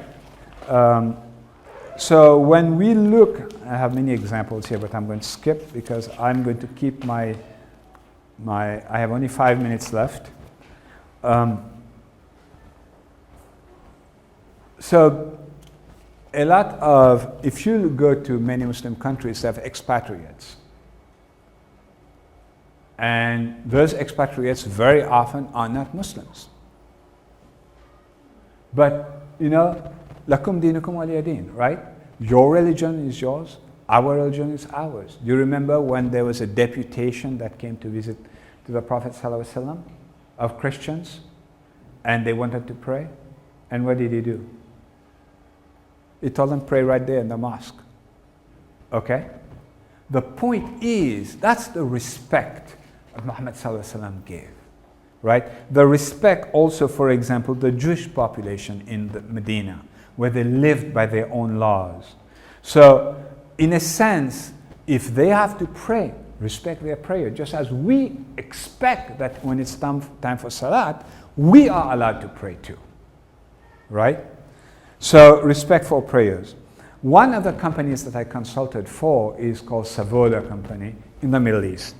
It's the #1 producer, what? Right, and actually, I consulted for them. And I actually wrote their personal handbook. And if you go and you look at their personal handbook, it's based on the Quran and the Sunnah of the Prophet ﷺ. So the CEO of that company, his name is Adil Faqih, is now the mayor of Jeddah. He was CEO of the company at the time. He was a young CEO, he was about 34 years old. So we were talking about it. He said, when you talk about concepts such as justice, ihsan, trust, those concepts, what non-Muslim would object to that? And in fact, in his company, there are many non-Muslims at high levels in different parts of management. None of them has ever had any objection to abiding by that personal book. They can pick up and go anytime they want. They're very qualified people. They could go work for anybody else. But they stay and work for it because it's the balance in the Islamic business ethics system. Right to privacy, right? If an employee has a physical problem, what does it mean, right? Now, let's say the employee comes to you and he or she has colitis. Or he or she has, I don't know, let's pick something, something they don't want to disclose. As an employer, you cannot publicize it. And where is this coming from? If you look in Surah 4, verse 149, Allah is saying, whether you publish a good deed or conceal it or cover evil with pardon, verily, Allah does blot out sins and has power in the judgment of values. So unless explicitly needed for a specific job, and then under the strictest conditions of confidentiality, there are certain tests in Islam that companies cannot require their employees to have. Right? For example, genetic testing. Right? If I am tested and I find, let's say my employer finds that I have the gene in me to give me a horrible disease, astaghfirullah, let's say 10 years from now,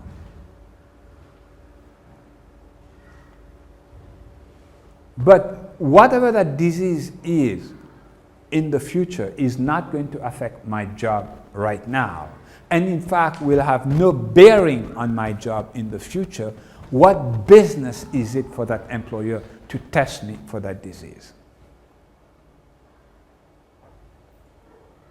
Now, if you have a pilot with 500 passengers on board, you want to do drug tests, right? Because we know there are pilots, certainly on some American airlines, feel like, oh, a few beers before they get on the plane won't hurt them, but then they land in the wrong airport. It's really true. That's what happened. Wrong airport. They go like, what are you doing here? We were landing. Oh, no, the airport is in the other state. 300 miles over there. 600 kilometers over there or something like that. Right? Or in other cases, they drop 10,000 feet suddenly. Have you ever had a plane drop 10,000 feet? Because when they drop, whatever is in your stomach is going to go up. Right? So it's very dangerous. Okay, right to privacy. What about the employees to the firm? One is conflict. So it's a two-way traffic. Islam doesn't look only at the relationship of the employees to the firm, the firm to the employees, but the employees to the firm. I will complete with this. So, The Prophet ﷺ said in a hadith, an office is a trust. It is a humiliation except for those who rise equal to the trust. So if I am employed by Abdul Rahman and I spend my time surfing the internet or posting on Facebook when he's not around, I am violating that trust. Not only with respect to him, but as we said, with respect to Allah. Okay? So, the employee it's important that in his work he fulfills the trust, right? What about proprietary technology? You were working for company X, and let's say Mahdi hires you to work for company Y, and you take all the customers' accounts and you go here. You see the problem, right?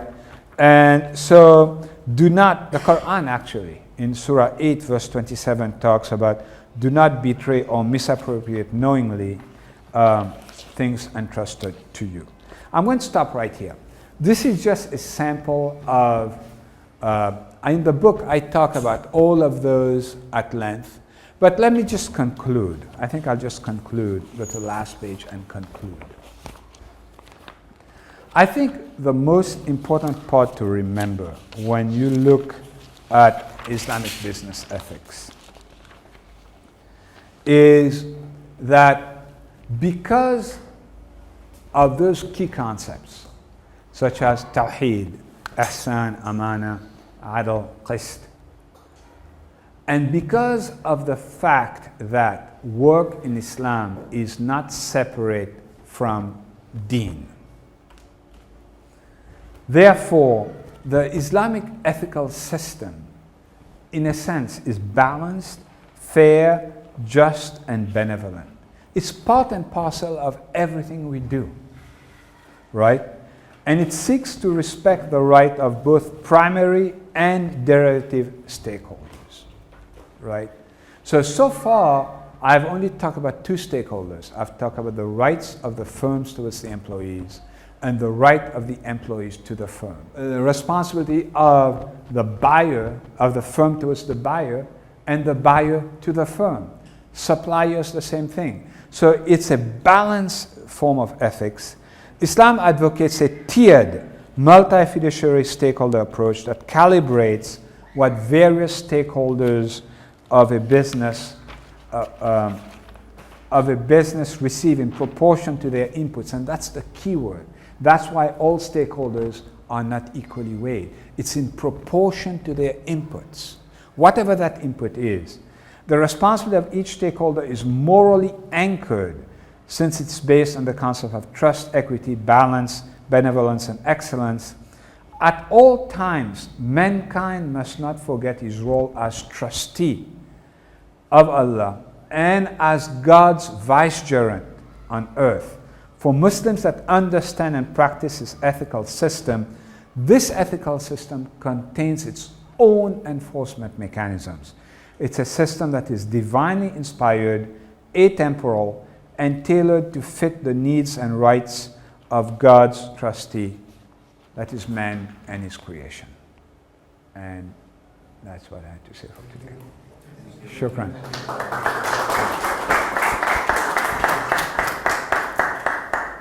So, you have any questions? Very interesting for us, and we do really need such studies because it allows us to understand the deep meaning of our values and ethics in our Muslim society. My question is related really about the relation between the environment and Muslim ethics or Islamic ethics. The environment when the business is running. Because I have met a lot of companies, owners, and when I ask them why you are acting in a bad way, why you are acting in an unethical way, they always say that it's because of the environment we are obliged to, for example, to give bribes or to have black money accounts, to deal with some situations with the government, with the administration, and this kind of situation cannot be resolved unless we engage in it too. Yeah, of course. Okay, I'll give you a couple of answers. How many of you have heard of Singapore? Singapore? Anybody been to Singapore? Yeah. But 50 years ago, Singapore was one of the most corrupt countries on earth. Okay? Today, Singapore, if you look at Transparency International, ranks usually in the top 5 of the most ethical countries on earth. Started with one man. One man. And he said enough is enough. And he started basically setting the example himself and dealing with people who are not behaving ethically. One man.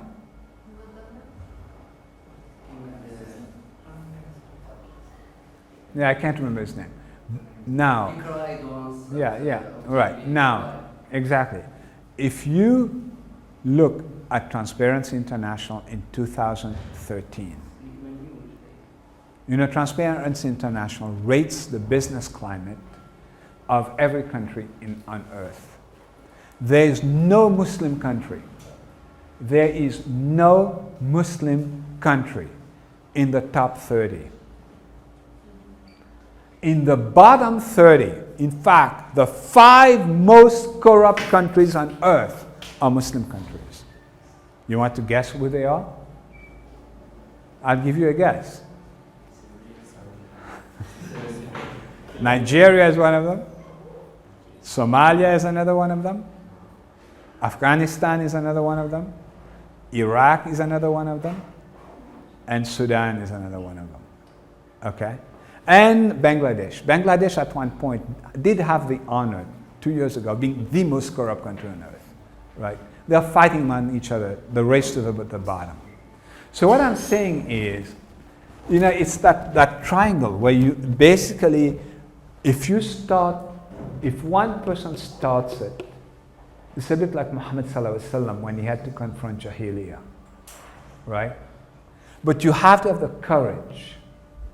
A small group of people, it's not going to happen overnight. That's one. Secondly, very often, Muslim leaders don't understand their role.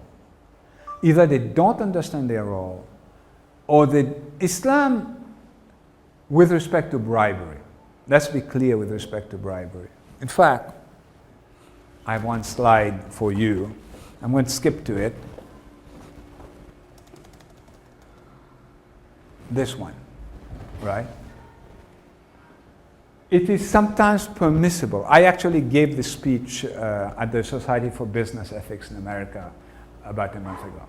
They wanted me to talk about bribery from an Islamic perspective. In general, right, the Prophet ﷺ cursed the one who bribes and the one who takes bribes. We know this hadith.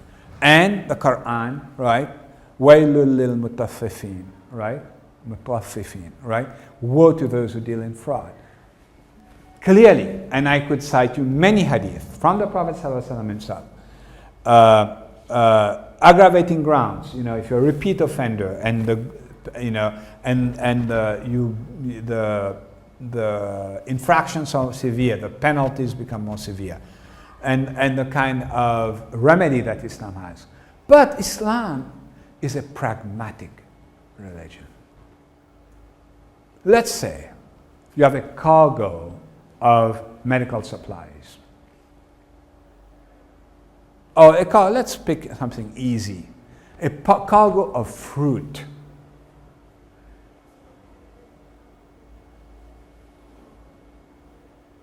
And the guy who has to unload it says, you know what?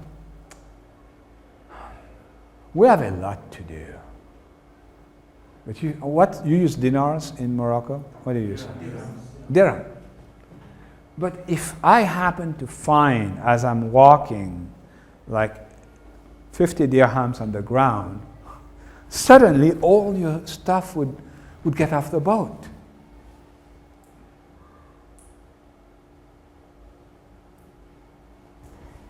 Now, what Islam says is that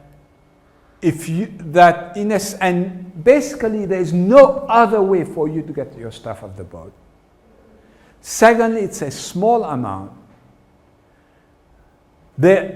What Islam says, you are paying the bribe to get your right. It's not a bribe, right?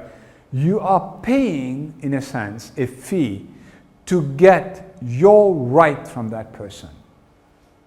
What almost all the commentators say is the sin, though we saw here how all of this, the sin is not on the person giving the bribe, the sin is on the person taking the bribe.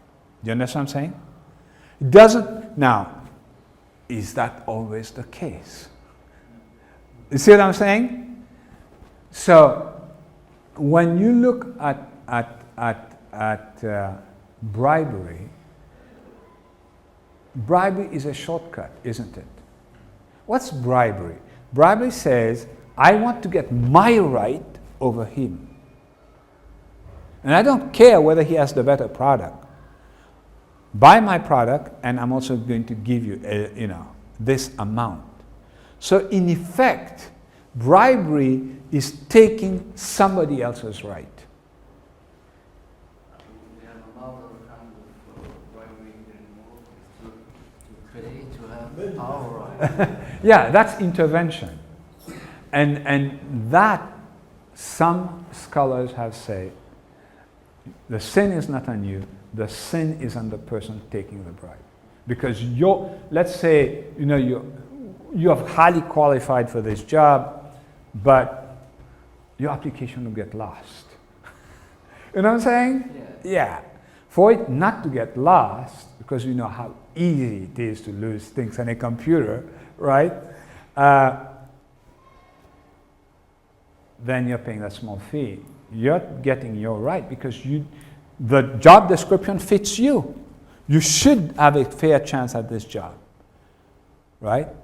In this case, the sin is not on you, it's on the person making you paying that bribe. But it's the culture. If you have a culture of bribery, remember, leadership is about sacrifice.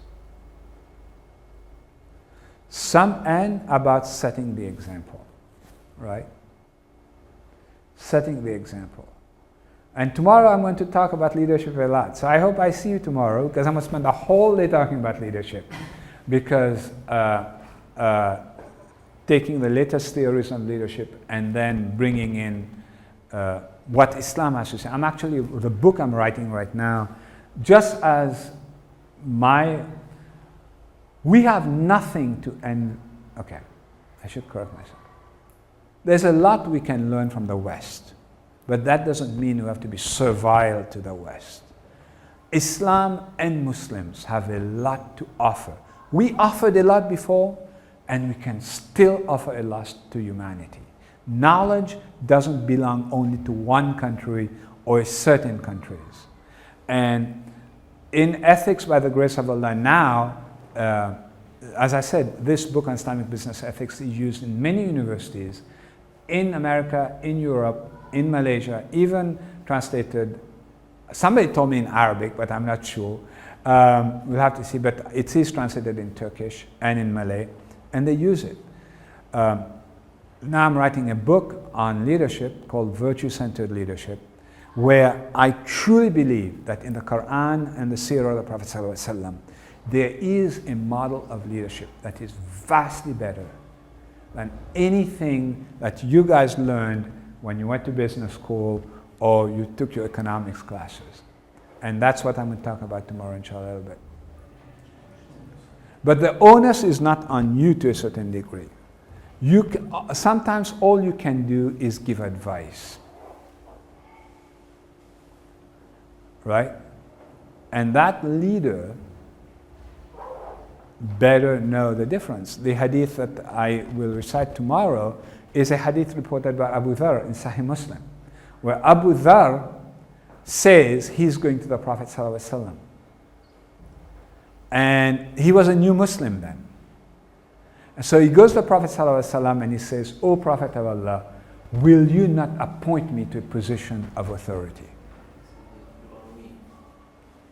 And what does the Prophet ﷺ do? This hadith is so rich because one is the Prophet ﷺ as an educator, the other one as a leader, right? He wants people to come to Islam. It'd be easy to say, I don't want to lose this Muslim, let me give him something, right? No. In this hadith, Abu Dharr says, the Prophet ﷺ stroked my shoulder. That's what he did first. And then he said, Abu Dharr, you are weak. And authority, leadership is an amana. And we don't give it to just anybody who asks for it. And then the Prophet ﷺ, in some version of the hadith, he says, and on the day of judgment, it will be like a piece of charcoal on fire that these people who ask for leadership are holding. See, leadership is not without responsibility in Islam. Okay? And that's what these people forget sometimes. Okay? So, that was one question, long answer. Yeah? En fait, au Maroc, on rencontre un phénomène selon lequel, quand on fait appel au financement de la banque islamique, oui, il revient plus cher qu'un crédit ça, c'est vrai. d'une banque conventionnelle. Et la question qui se pose aujourd'hui, est-ce que justement le fait de fixer un prix qui revient plus élevé par rapport au crédit, et d'un point de vue islamique, est-ce qu'il est éthique? Et dans ce cas-là, quel est le meilleur prix éthique possible qui peut être fixé? Yeah, I am not in Islamic finance, you know that. But you know,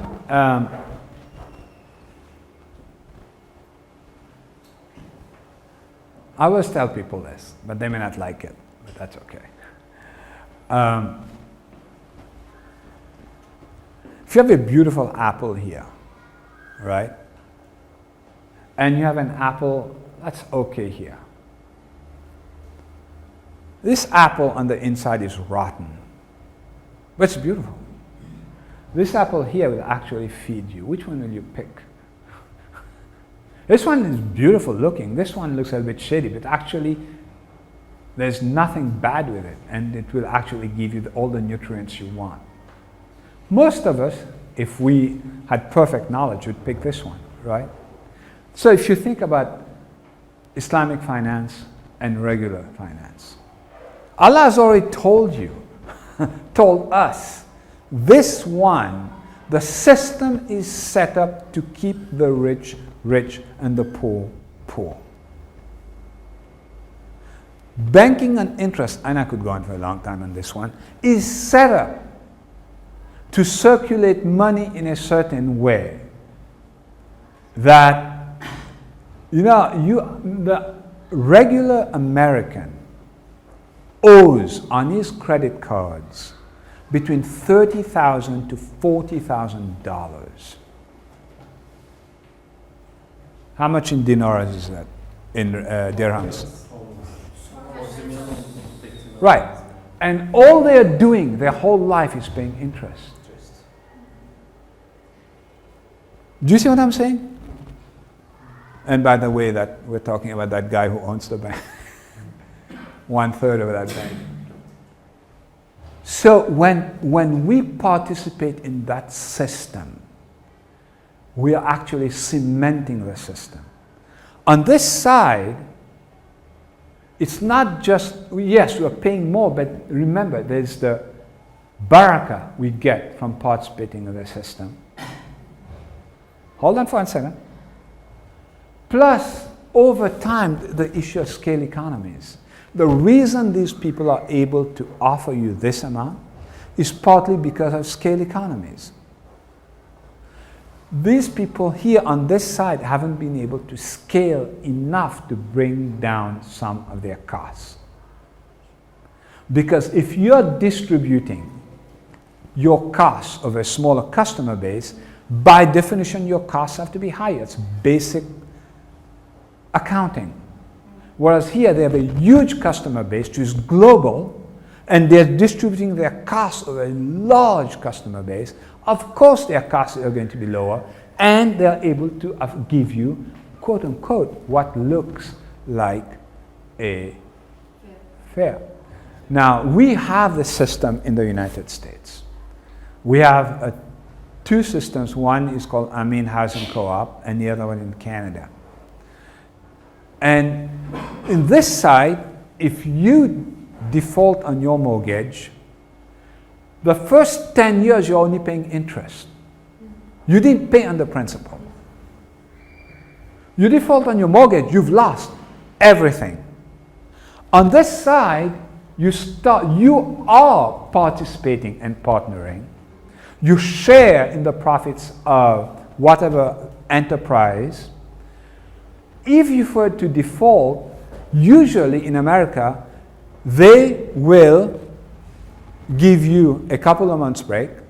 If you still can't, they'll put, let's say it's a house, they'll put it on the market, and then you share in the loss or gain. But you haven't lost everything, because you started paying the rent you were paying from the beginning was going towards the principal from the beginning. So people have to understand the underlying mechanics. I would like to add something to what you have said. There is a big difference between Islamic finance in theory and how it is applied in Islamic banks. Perhaps Islamic banks are not ethical in their applications of Islamic finance. Maybe they try to use this religious aspect of this finance to reach people. That's a good point. That's also a good point. That's an excellent point. And I have seen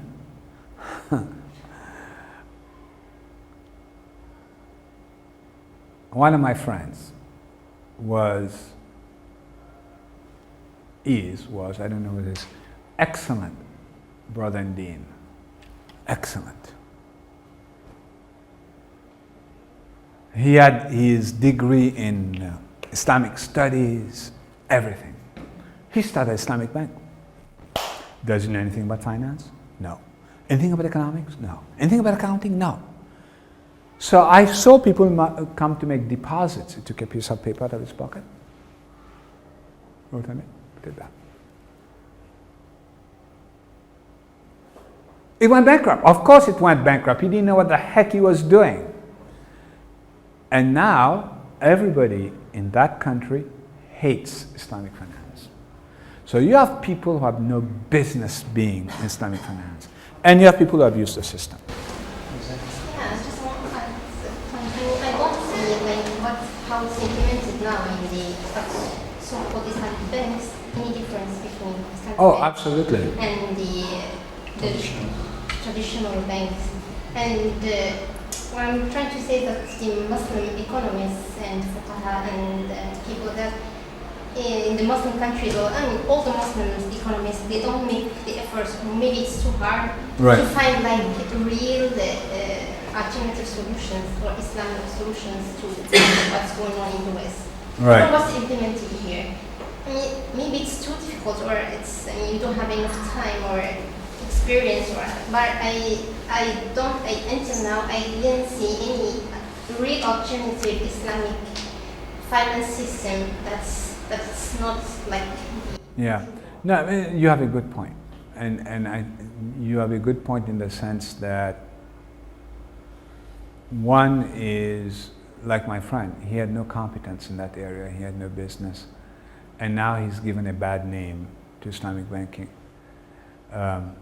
Similarly, I mean, if you look at Islamic banking in other countries, and I've told my brothers from Malaysia there that you guys are coming up with financial instruments that, from everything I know and everything, I talk to a lot of brothers and sisters who are experts in Islamic finance, and those are not fine. There's no difference between what you are doing and what a regular bank is doing. And it absolutely contradicts what Islam says on this particular topic, like futures trading, for example. Okay, and so, and you know, they have fatwas that are patented, so you can't even see what the fatwa is about. And you have 5 people in the world, it's one whole big racket, right? And I'm not the only one who has said it. So it's important to, if you're doing it, to do it right. I have been partner in 4 businesses. And one of the most difficult things to do as a business person is gain the trust of your customer. And that's why, these people are giving a bad name to Islamic finance globally. You have Islamic finance desk at HSBC. What the heck does that mean? I'd like to know. How do they keep those things separate? Or at Barclays Bank? I would really like to know. Okay? Now, this is where, we are Muslims. We have people who know how. We should be able to start something. Now, Amana Mutual in the United States has been very successful, but, and they have a Sharia filter that is put together by the Fiqh Council of North America, which is a body that everybody knows. Jamal Badawi, my co-author, is on it. There's some very, very good scholars on it. And their filters are there. Everybody knows what the filters are. Everybody knows what justification of the filters are. And what they are finding out, which is really interesting, when everybody in the last recession in the United States, when all of those investment funds bit the dust, Amana Mutual did not bit the dust. It actually outperformed everybody else. In fact, Morningstar rates it as one of the top 100 funds in the United States that is run, based on spiritual values, green values, that kind of stuff. So they now have reached $3 billion. They're still small compared to Citibank or whatever, but they are doing it right. Any other question? Amana Trust Fund, you referring to Amana Trust Fund? You referring to Amana Trust Fund? No, there are 2 parts to Amana. There's Amana Mutual Fund and Amana Trust Fund. You think that they're based on ethical Islamic values? That's what you think? I didn't understand. It's what? The funds you mentioned. You mean that they're based on real values?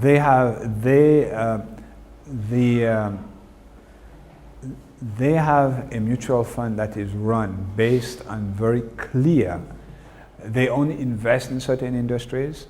They only invest in certain types of stocks where you have equal chance of loss and gain. They have a number of criteria they go through, and everybody. But it's only for investment, it's not for funding. Yeah, this is for investment. But for Amin Housing Co-op, there it's different. What they do is and I'll give you the example because I'm very familiar with it.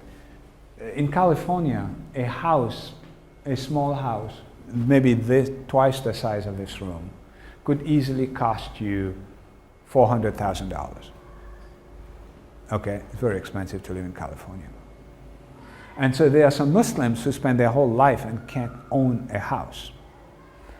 And so maybe after 10 years, they've been able to save, let's say hypothetically, $70,000. So what Amin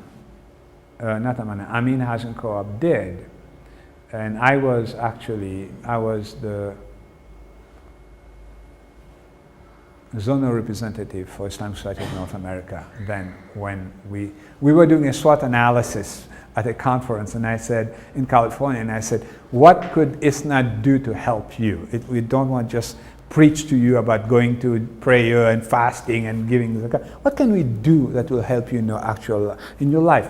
And they said, we are paying rent to somebody and we can't build equity. So what we did, here's a case. we did a survey from ISNA's office to people in that area, and we said, if we started a housing co-op tomorrow, how much money would you be, and they were keeping it in checking accounts, how much money would you be willing to deposit from your checking accounts into Amana Mutual? And the answer came about $1 million. So we had to go through all the banking hoops. So, so Amana Housing Co-op is viewed as a bank by the state of California. So we had to go through every single regulation, clear it and everything.